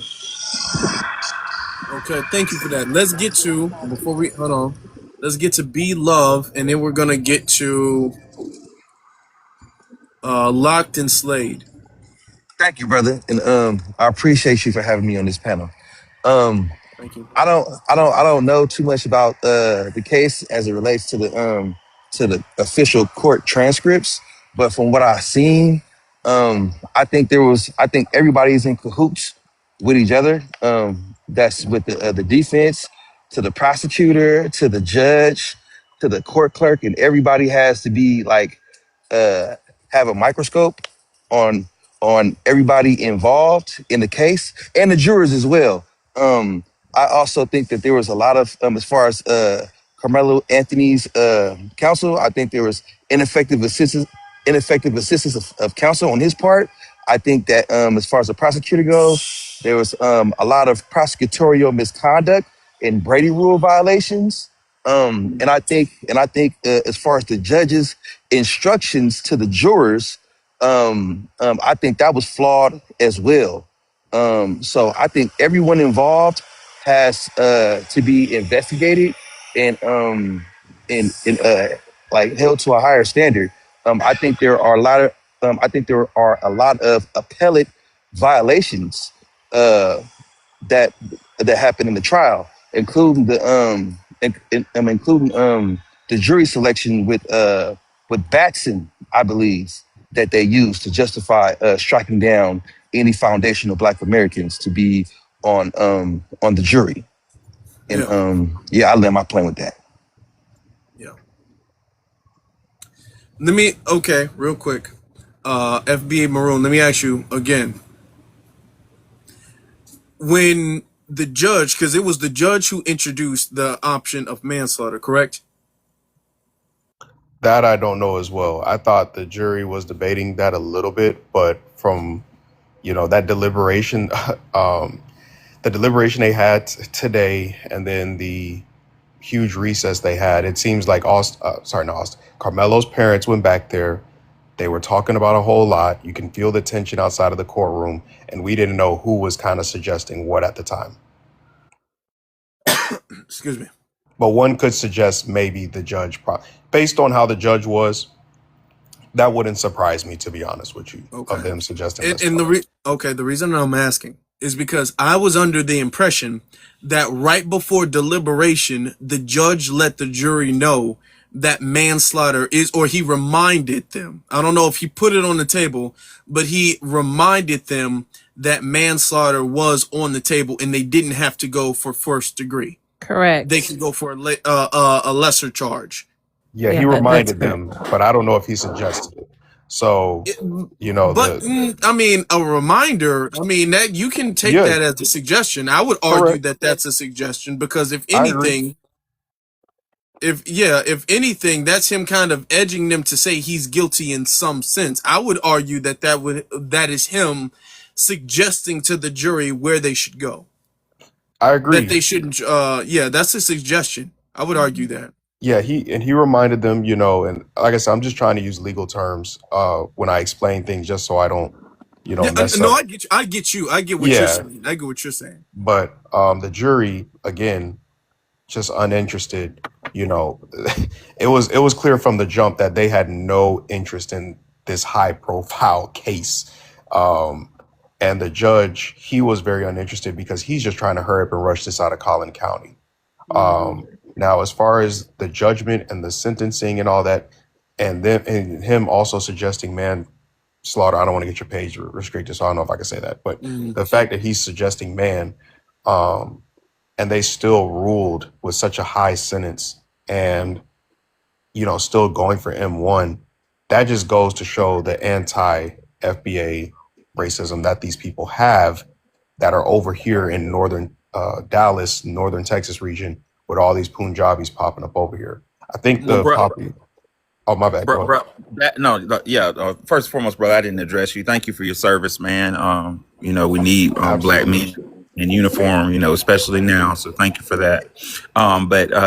What the way I know nothing about Texas, and this isn't legal advice, but the judge, what I was taught is the judge comes up with instructions. So he gives what I was taught. Yeah, I'll cross references, but the judge comes up with option A, B, C, D, E, F, G, and the jury decides on the option. That's just what I was taught. But what I'm hearing, thank you for being so clear with what you're saying, man.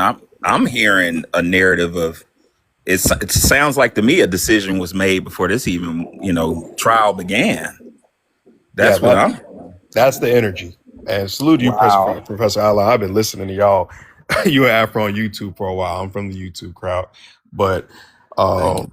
yeah, it was very clear that the decision was kind of being made for, um, ahead of coming into this trial. And again, the appeals attorney was there uh, from the jump as well. So, Did, like I did, said, the did you family is in see? decent spirits. Oh, go ahead. I'm Did you sorry. see? I'm sorry. No, it's fine. Did you see their reaction? Did they react surprised I was based going off of what you can today. see? Yeah, I was Okay. going today, but I've been with the family. I've been, Dominique has been around as well. Dominique Alexander, who's the advocate for the family. Um, you Okay. know, it, the energy in the room was more of Dominique was looking more nervous than the family was, to be honest with you. But his grandmother, Carmelo's grandmother, phenomenal lady. She was always in good spirits. They were always joking around and laughing. Carmelo did not have a reaction, according to my source that has been feeding me whenever I'm not in the courtroom. So, she said that there was no reaction out of Carmelo out of there. I believe going into this, Mike Howard, his attorney, already told him how things were going to roll. I think he just probably did a good example or a good explanation of explaining things to Carmelo.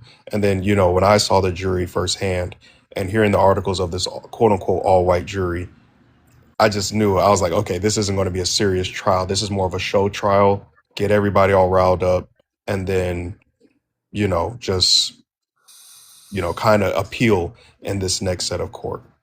So, So, the from my understanding, criminally negligent homicide was on the table, but the prosecutors um, objected to that, and the judge went along with that. So, if it was criminally negligent homicide, he'd probably be, 1 or 2 years or walking around on probation. But that's what the defense apparently was pushing for, and they said no, that couldn't have been that could not be an option on the guilt or not guilty form. This whole thing blows my mind. So brother, he was charged officially with murder one. yes, M1, Wow. the same exact charge coming into the trial. That is why. The reason why that blows my mind, y'all, is when I took crim law years ago, I was taught that every state calls it something different. It's a capital offense, murder one, class A, whatever.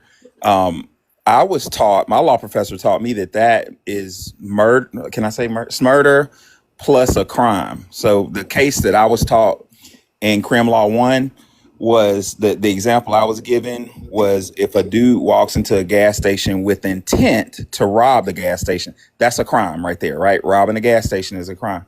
And then he smurders the gas station attendant.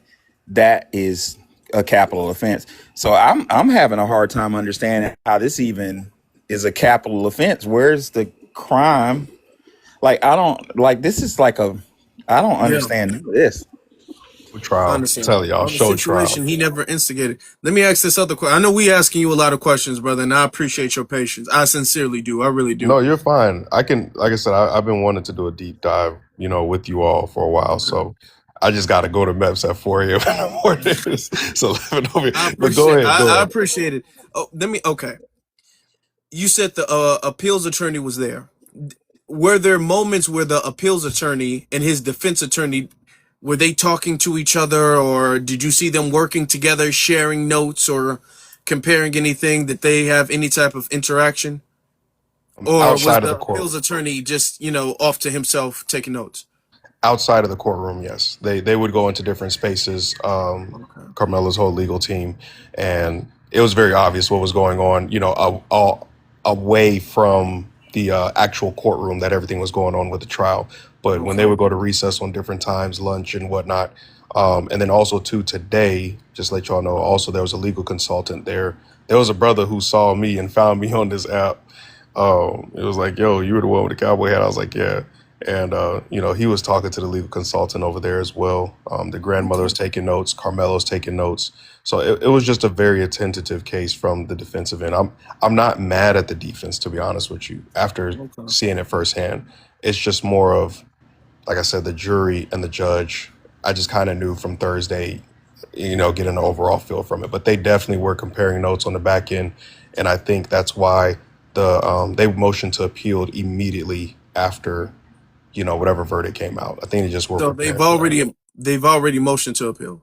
Yeah, this is going to appeals court already. This is already being filed in appeals court.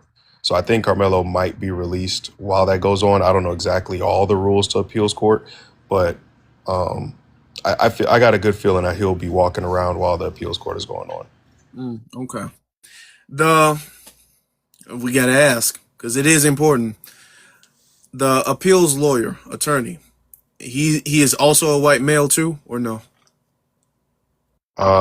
There's a whole team of them. So I think there's one YT female, and then I think one is East Indian, and then one is a white T male, and then the legal consultant, he is a black male. So yeah, they got a whole team behind the appeals thing, and then like I said, them working with Mike Howard and Mike Howard, the rest of his people as well. It's a couple of, like a handful of them all working together on the appeal together that I've seen. Okay. All right. Can you slip a note to Brian Steele team to get in there for their appeal? I'm sorry to hear that. Can we slip a note to Brian Steele? He is great at appeals. He is great at appeals. Listen, I do have Dominique Alexander's contact. I sent him to one of our good sister, Miss T. So I'm gonna send it to you as well. I'm gonna DM it to you, and then you could probably put that out there, that there are people that were trying to put money on Carmelo's cases and stuff, so then we can make sure have the lawyers tip top shape, and if we need to hire another lawyer to get all this stuff, because this is going to change the law forever when it comes to self-defense, especially in Texas. Yeah, the precedent is wild, man. Yeah, it's insane how much this is going to change just everything as a whole when it comes to self-defense in this country. So that's interesting when you say that, because it does change the laws. This will go into the book, so that makes it hard for the stand your ground. They may have made a big mistake that made it hard for stand your ground. Exactly. And I'm from Florida originally, so we had the whole Trayvon Martin and George Zimmerman case when I was a youngin', which is why I was so big on making sure just to be there for this case in the presence. I'm not a content creator or nothing, but this is what I'm looking at this is what would have happened if Trayvon would have had that thing on him, and he came out on top in the situation with Zimmerman. This is how they would have treated it. This is how it would have been looked at. But again, like I said, it's going to change the laws forever. And whenever they do anything to one of us, Afro, I really wanted to get into how the DNC was out there trying to heat check me, you know what I'm saying, just see if I was going for the optics and things they had going on out there. I really like to deep dive. Well, we don't even got a deep dive, but I'll come back and explain that another time. Yeah. We got to talk about that. Yeah. There's a whole lot of shillery, man. I mean, there was a lot of DNC going on. Okay. Let me get to DJ at the bottom. Hi, how you guys doing this evening? I have a couple, maybe a question or two. Maybe FBA Maroon or the criminal defense attorney that's on the panel can answer. I'm not I'm a professor. I'm an academic. Yeah, I went to law school. I thought it was somebody else on there. I know you, Professor Allen. Okay, I know you. But there's a young lady that was answering some questions. She's asking some questions too. I thought she was in law as well. Yeah, she said she had a criminology background. I have a degree in criminology and in IT. Okay, all right. My mistake. But Karmelo Anthony had another attorney. She was supposed to be the lead attorney, and she turned the case down. Why was she? Why is there any specific reason why she turned the case down? If anybody knows about that. That would more be a question for Dominique, to be honest with you. He's been the number one advocate for the family who they hired to advocate for the family from the jump. I only know things literally prior to like a couple days for this case, and besides a couple interviews from last year where Hunter's, snitching on himself. But if it's not to do with inside the courthouse, during the trial, I probably won't be the best person to ask. But like I said, I'm gonna send Dominique's info over to Afro, and the new, it's like Next Action Network or New Era Network. I didn't really text him like that. I did get his number while I was there, so I'm gonna try to ask him a couple questions, maybe even get him up here if you want to answer some questions. Right now, like I said, we just kind of gotta put certain things out there. But anyways, as far as that question there, I feel like that'd be a better question for Dominique. Okay. Okay. And just one last question real quick, and I'll be done. Was there any kind of pushback from the defense when the judge approved not to have any blacks on the any Foundation Black Americans on the jury? Was there any pushback from the defense? From what I understand, slightly at first when they were doing the jury poll, and then there was one guy who was a black male, and I don't know where he was from, but he said he didn't want to put a black brother behind bars. And my thing is, why did he say that? Doggone it. huh? I'm just saying, why in the hell did he say that? I don't know, man. Listen, when I heard that, I was like, dude, you are out of your rabbit mind. We are supposed to be front and center every time. And then the two ladies who everyone should know by now, the two black ladies who were teachers that wanted to be on the thing that got denied and pushed to the side, like I said, the population thing, I feel like is how they got away with it. If anybody knows Collin County, you know that it's a money area. Allen, Frisco, McKinney, and all that. Just from me being here since last year, I noticed that. And then the East Indian population popping up real heavy, and then the other Asian population, the ones with the slanted eyes, no matter where they come from, whether it's Korea, China, whatever. It was just really hard once they finally established that the case was going to be at the Collin County Courthouse to say, oh, we're going to put this all black jury, you know what I'm saying? That's 8% of the population, even though these people are melanated, they're heavily melanated people. So, but they're identifying as, white. So that's now, I was told, I'm glad you're here to answer. I was told it was 3 black women, not 2. So you're saying it's 2? It was 2 black women that I know of, and it was 1 black man who denied. I don't know about the 3 black women, but it might have been more. But the ones that I paid attention to out of a 600 jury pool was 1 black man who said he couldn't, put a brother behind bars, and then the 2 black women educators. Okay. But if I can ask a question, why do you think Hunter was not, present during the whole trial? Because he was one of the key witnesses. A great question, actually.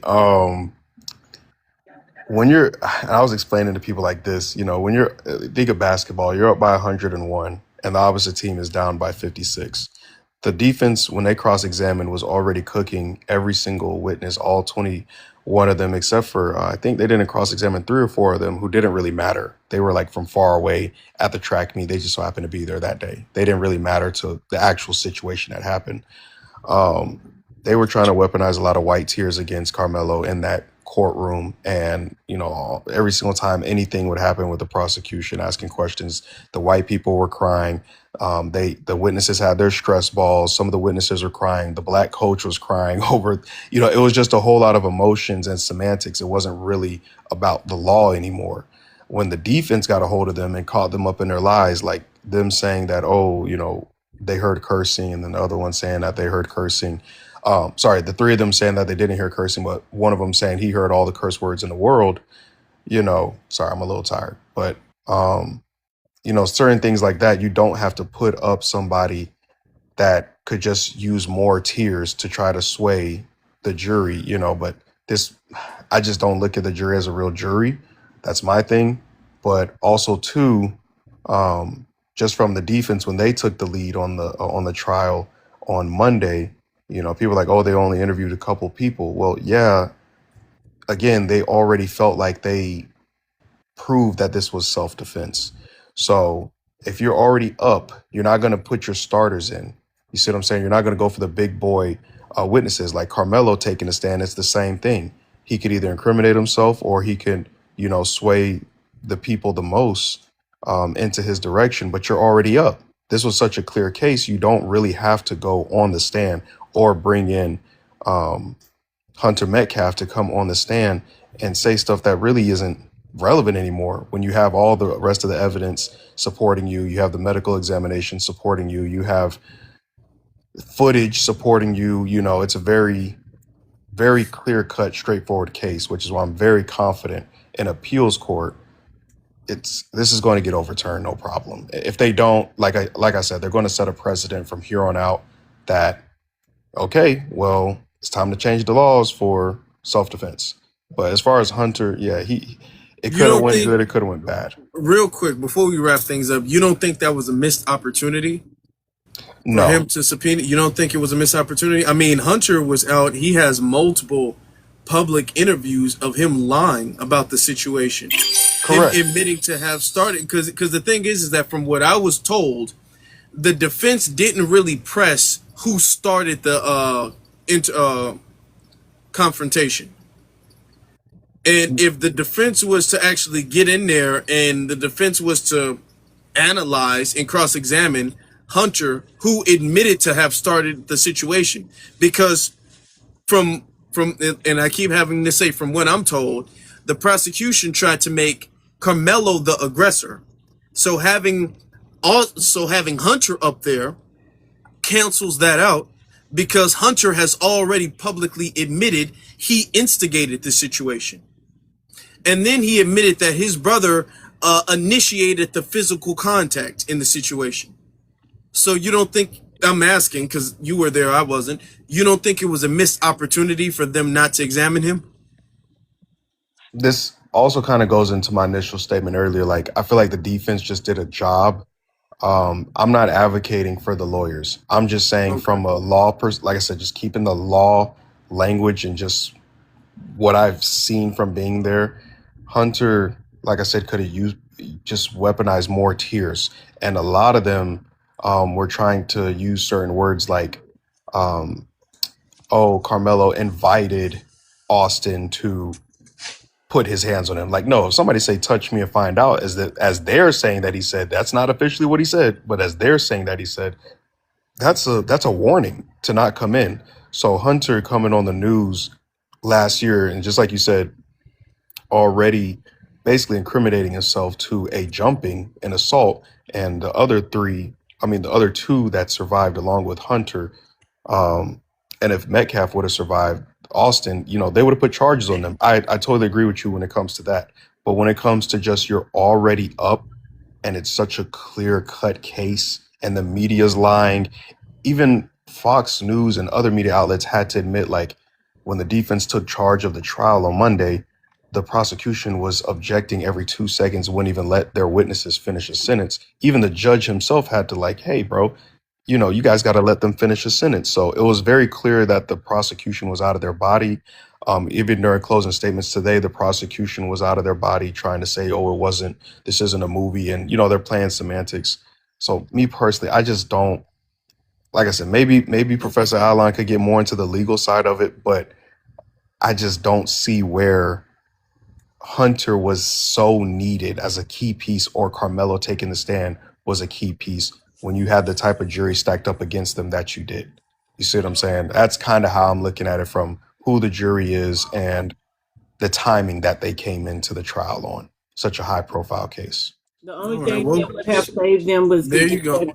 There you go. But we don't listen. We're not gonna. He's got something to do in the morning. It's already late.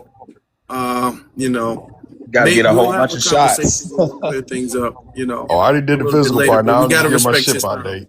Yeah, no, it's all good. It's my pleasure, man. I love talking to y'all. I love y'all. I love y'all like I love cooked food, man. So I've been watching y'all a long time. It's a pleasure speaking with y'all always. And like I said, I really want to get into also what happened outside and inside the courthouse from the media perspective, and the way they're going to try to twist this for an election. our pain trying to turn it into a campaign. You know what I'm saying? We're not doing that no more. So I actually had to deny an interview from Fox and CBS today. I'm not giving them any kind of platform. And somebody's like, oh, why did you do that? Why did you blow them off? Because they clip it anyways and they twist it. So Right. anywho, but I'll definitely try to come back and explain that more in depth of what was going on just around the courthouse day to day, what happened each day. Yeah. Okay, thank you. Awesome. All right, Salute to the y'all. family. Appreciate you, Peace. brother. Oh yeah, Yes, sir. Thank you, pleasure. bro. Y'all My make Hey, pleasure. sure y'all Afro go. Elite. Appreciate you. Oh, go ahead. My fault. Yeah, Now, y'all because make I sure wanted y'all to go to speak to your Point point. Culture. I wanted to speak to the point that you made about the attorneys, right? Uh-huh. There are some great attorneys out there. You know what I'm saying? But the thing is when you go in that courtroom for whatever you facing, the cold reality is it's war. You see what I'm saying? And the attorneys, most attorneys, they operate like this, right? They have three allegiances. The first Mm-hmm. allegiance is to the bar association. The second allegiance is to the court because they're officers of the court, and the third allegiance is to the client. And when the three conflict, the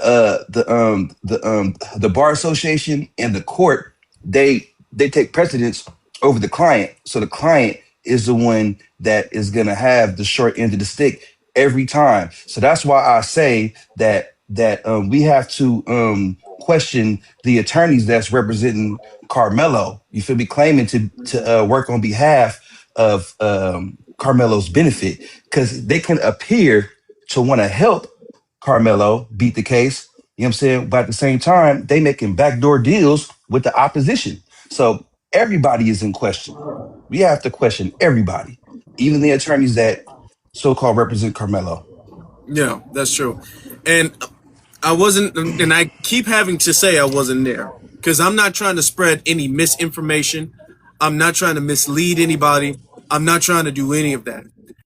I want to ask though, because Professor Alon and then Crystal, you all have both studied criminal law, right? Yes. They're not lawyers, and I'm not trying to put that jacket on them, but they both have admitted to studying that. In Europe, in your opinion, do you feel like, because I think this is, I still stand by this, do you feel like that was a missed opportunity not to subpoena Hunter and have him on there? So for me, I think it could go both ways because now that we have a better look into what the jury was doing and what the judge was doing, this was already decided up front. But if Okay. let's just say it wasn't, just say it wasn't, I would have subpoenaed Hunter, especially to bring in the point whereas to both Hunter and Austin was over 220 pounds, and the other and then Carmelo was only 130 pounds, and then the fact that they were down on the five rows down and ran up to him, they that optic needed to be seen, and as well as Hunter's testimony needed to be debunked. Okay.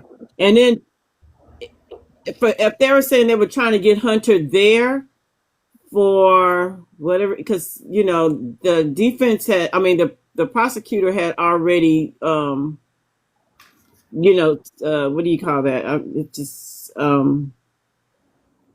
they've already made their point. They moved on to the defense case, I mean, case in chief. So that, with that being said, I'm trying to Okay. figure out, why did they need Hunter? Like, why did they need Hunter? That's going to Okay. be my question, because the prosecutors had already rested, and they needed Hunter because the defense, I think, is wanting the ones who wanted Hunter. And then, from my understanding, the judge was really pissed, and it was like, you got 2 hours to get Hunter here, and then Hunter did not want to come. He was basically refusing to come. So if he's saying, so the only other alternative to that would be okay, what's going on behind scenes? Why isn't Hunter there? That's what's going on behind the scenes. If the judge says get Hunter here, why isn't he there? If he's subpoenaed to be there, then why isn't he being made to get there? And it, because it should be just like a warrant out for his arrest, or a warrant. He's supposed to be there. They should have sent the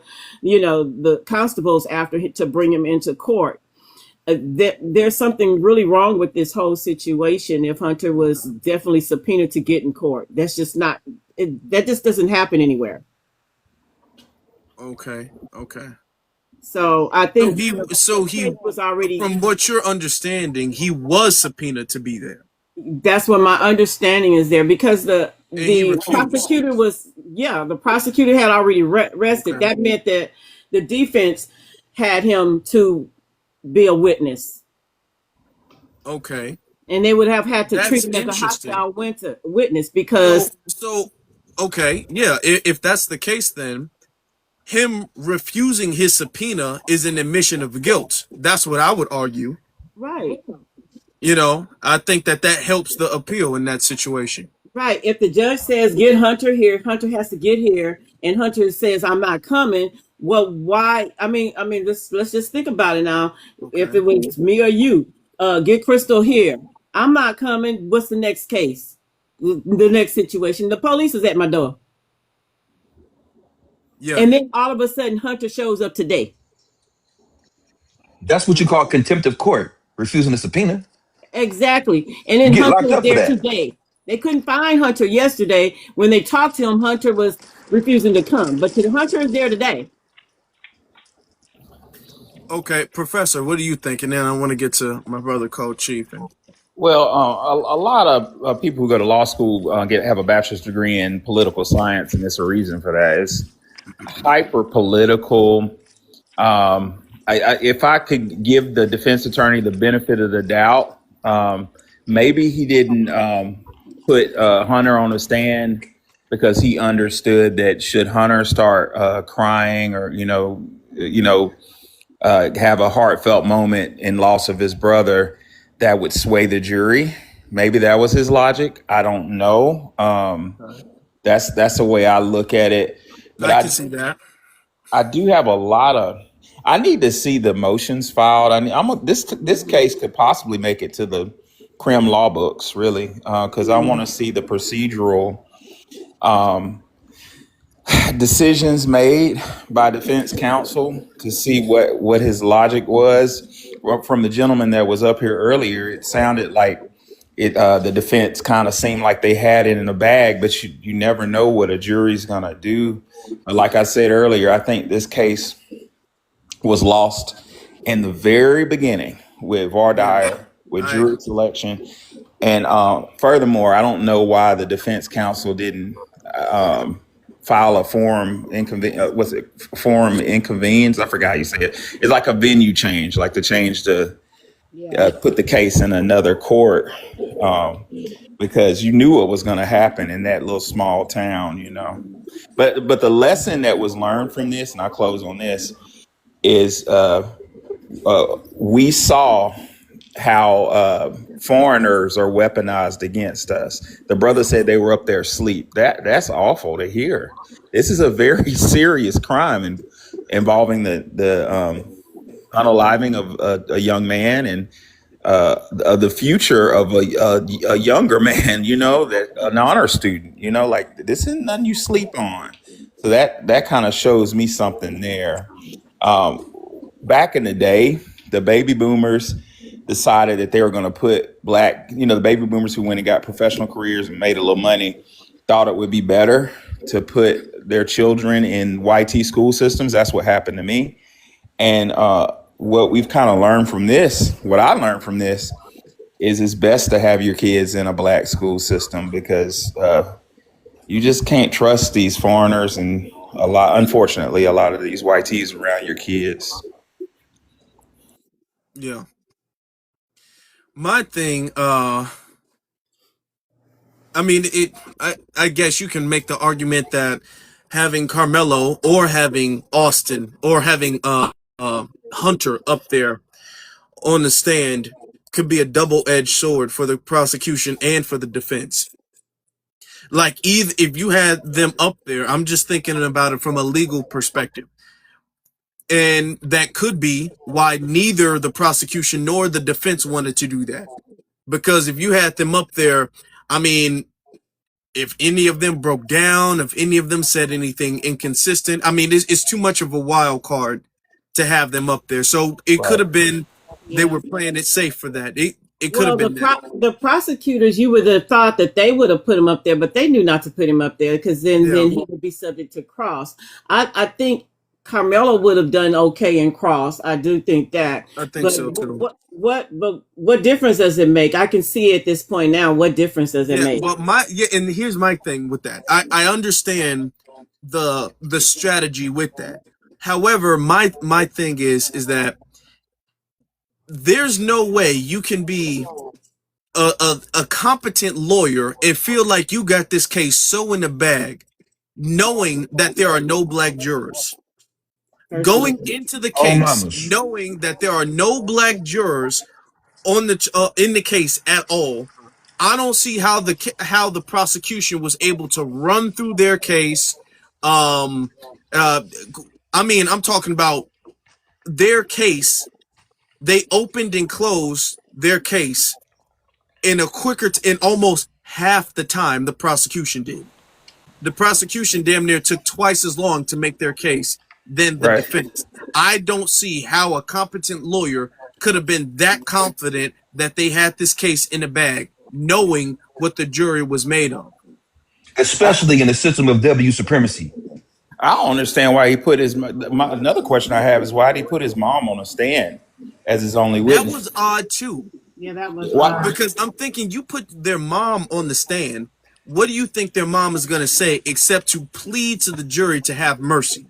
yeah. Which which can which be is going to be perceived the as guilt. natural reaction, but that's also going to be used in a prosecution's argument as if this is also an admission of guilt. Right. There If you go. she's pleading for mercy, that's going to be perceived as an admission of guilt. Right. So there's no reason to have his mom up there. You didn't Yeah. have Jeff Metcalf's parents up there. Right. Exactly. Why didn't So he it's, have? But it's just it's just some funny stuff, man. That is funny and style. Man, I And don't why? know. and another thing is, why was it also considered a crime of passion? Because typically that's also a defense too. You know, a crime of passion is something that's going on immediately in their situation. That's also strange. Typically, when something like that happens, a crime of passion is something that the juries typically take in consideration, and that would give him less time than 35 years. I think a crime of passion range from what 2 to 20 years maximum. That's also very strange to myself. Also, I'm wondering why the defense didn't call the Hispanic young man who allegedly invited him to, like come up under the tent. Like, why didn't you call him up there to show that he wasn't, not like it matters, but it kind of shows intent. Like our brother Carmelo didn't have any criminal and mens rea criminal intent to do anything wrong. He was invited up under there. He's just chilling in the rain, and they approached him. I don't understand this case, But but wasn't he called up there? Wasn't he the friend, the That was Eddie, so-called? right? That was Yeah, from what that I'm was the told. That was so-called friend. He was the called up witness there, named Eddie, and Eddie right. lied, and and Eddie he said lied. that he pretty much didn't know Carmelo, and then there was a whole bunch of pictures, and apparently they hang out often, or they hung out multiple times, Wow. several different pictures. They was kicking it. Been on double dates and everything. yeah. So Was there a photo of the quote unquote friend, like him being over at Carmelo house or something like that? from what That was I him. haven't seen any of the pictures. From what I understand, yeah, they was at birthday events and they Yeah. was kicking it in his house all multiple times on different occasions. So it's now of course this is I guess easy to be Monday morning quarterback, and we're not lawyers. We weren't in the case. We didn't see all of the evidence, but from what I'm seeing, there was just too much. There's too much stuff that's making me not feel comfortable with this lawyer, with his defense. hmm So I will say this. I think that was a question earlier on, like, can he remain out on bail? No, he's been convicted of a felony. He has already been taken into custody. Let me get to, And yeah. then Thank it's you. law. Thank you for that. Let me get to Cold Chief, and then we can. Thank you, B1, FBA brothers Yeah. and sisters. Hey, look, I know it might be loud because I'm standing on the street. Let me show you where I'm at. Look, and I ain't gonna be long. Look, let me turn this around. Anyway, look, I'm in front of the only black nail salon on Commercial. You dig what I'm saying? And I'm catching the buses when they go by, and I'm informing the bus drivers and the people. You dig what I'm saying? I'm gonna stay out here all night and do that. But okay, that's all I want to say on that. But look, this is the thing. The brother who earlier said that it's a pecking order as far as two people before it even gets to the client, you know what I'm saying, that's of importance to the attorney, he's absolutely right. You know what I'm saying? And I gathered something from that because I remember once sitting back for a year and I seen 12 people go to trial. You know, most of the time people cop out. But out of the 12 people went home. I'm talking about everybody that went to trial this whole year was beating their cases. You know what I'm saying? And then the next year, I wound up going to trial and they locked me up. The reason they locked me up because the fix was in. You see what I'm saying? What dude was saying about those 3 people, I need to know if them attorneys made any objections. I'm sorry if it's loud, I'll get off. But if them attorneys made any objections, because anytime you don't make an objection, it makes it impossible to get an appeal. The judge will tell you that you have to object it. The only other way that you can get an appeal is if you get incompetence. You know what I'm saying? Your attorney was incompetent. But once I had an attorney, right? Sam Adams, he R. Kelly's attorney. You know what I'm saying? And he put Josh Nearwine on my case. I go to trial. I got the case beat. He in the back room with me, like, yes, I'm trying to sign papers. He like, when you get out, man, just stay out of trouble. You know, I talk with the attorneys, I talk with the judge, stay out of trouble. I tell him, I say, okay, yeah, that's great. I didn't know about civil suits. I said, will you represent me when I sue him? He like, what you mean sue him? You going home? I'm like, yeah, but they kept me in here for a year and I wasn't guilty. I'm gonna sue him. He like, you gonna sue him? Hold on. And he walked out the room and they called my rappies up to the stage, let them go home. And then when I came, they made me go do 3 years. So I'm saying when the fix is in, it ain't no way around it.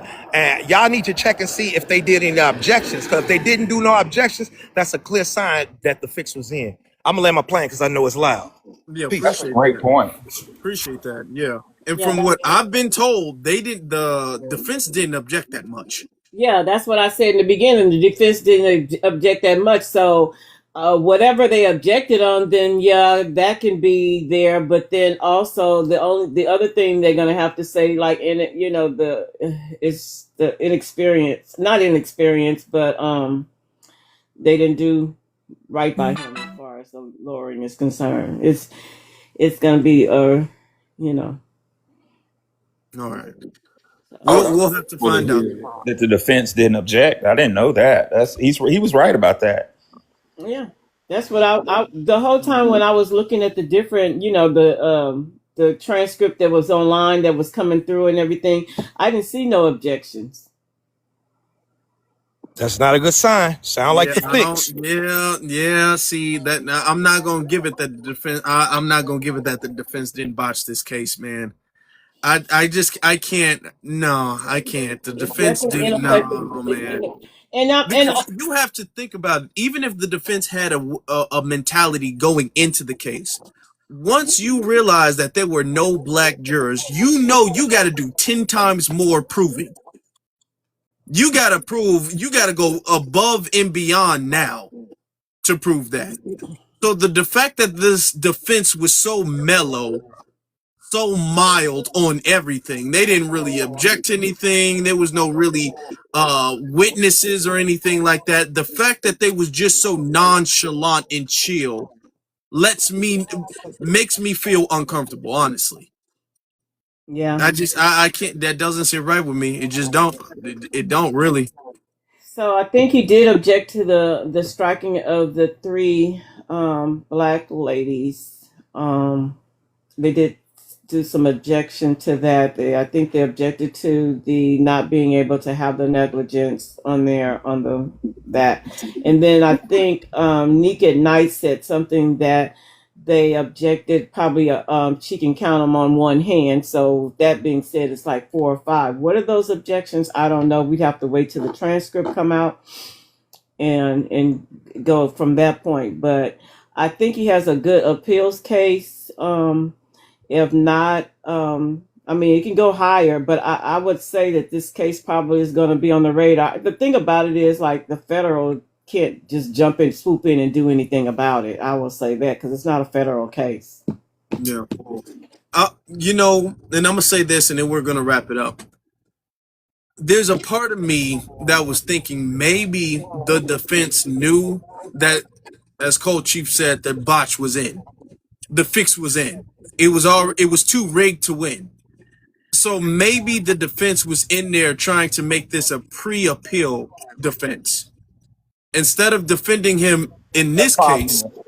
maybe the defense went in there, possibly, if they were talking, which is why it's a relief. Like I said, it's a relief that maybe the defense went in there, was all like, hey, there's no way we're gonna win this like this, no way. So let's just kind of set this up for an appeal anyway. So maybe they were thinking from that perspective. My thing is with that, if they were going with that, they should have made a better case for the appeal. If I was the lawyer and I was going in just for the appeal, if I knew that, okay, they're already gonna convict in this case, I'm not gonna get that, and I gotta go for the appeal, you should have made a stronger case for the appeal, which means, how I would have argued, I would have objected way more. Okay? I would have called out and I would have harped on every single inconsistency. I would have harped on the video being chopped up and the video being spliced by the prosecution. I would have harped on that. I would have set up the appeal in a better way if that honestly was, and that's me giving him the benefit of the doubt, honestly. But if honestly he was really aiming for the second round in the appellate court, I would have set that up better. So either way it goes, I still think he didn't do that good, personally. So you trying to say that he was kind of holding his cards to his chest in a way? It's a possibility that that was lingering in the back of his head. If the appellate attorney, of the appeals attorney, was already there and already taking notes and they're already talking, then he might have felt that he was going to lose anyway. You know how you could tell, Afro? I don't mean to cut you off, brother, but you know how you could tell? Because that's a very good possibility. But you can tell that if he put in an appeal immediately. I'm talking about before they even left out of the court. Because that's what he's supposed to do. You know, I only have top of the line attorneys. Before he leave, that might supposed to be like, yeah, I'm putting in an appeal. Woo, woo. If not, watch and see Karmelo gonna put in for ineffective counsel. Watch, it's ineffective use of counsel.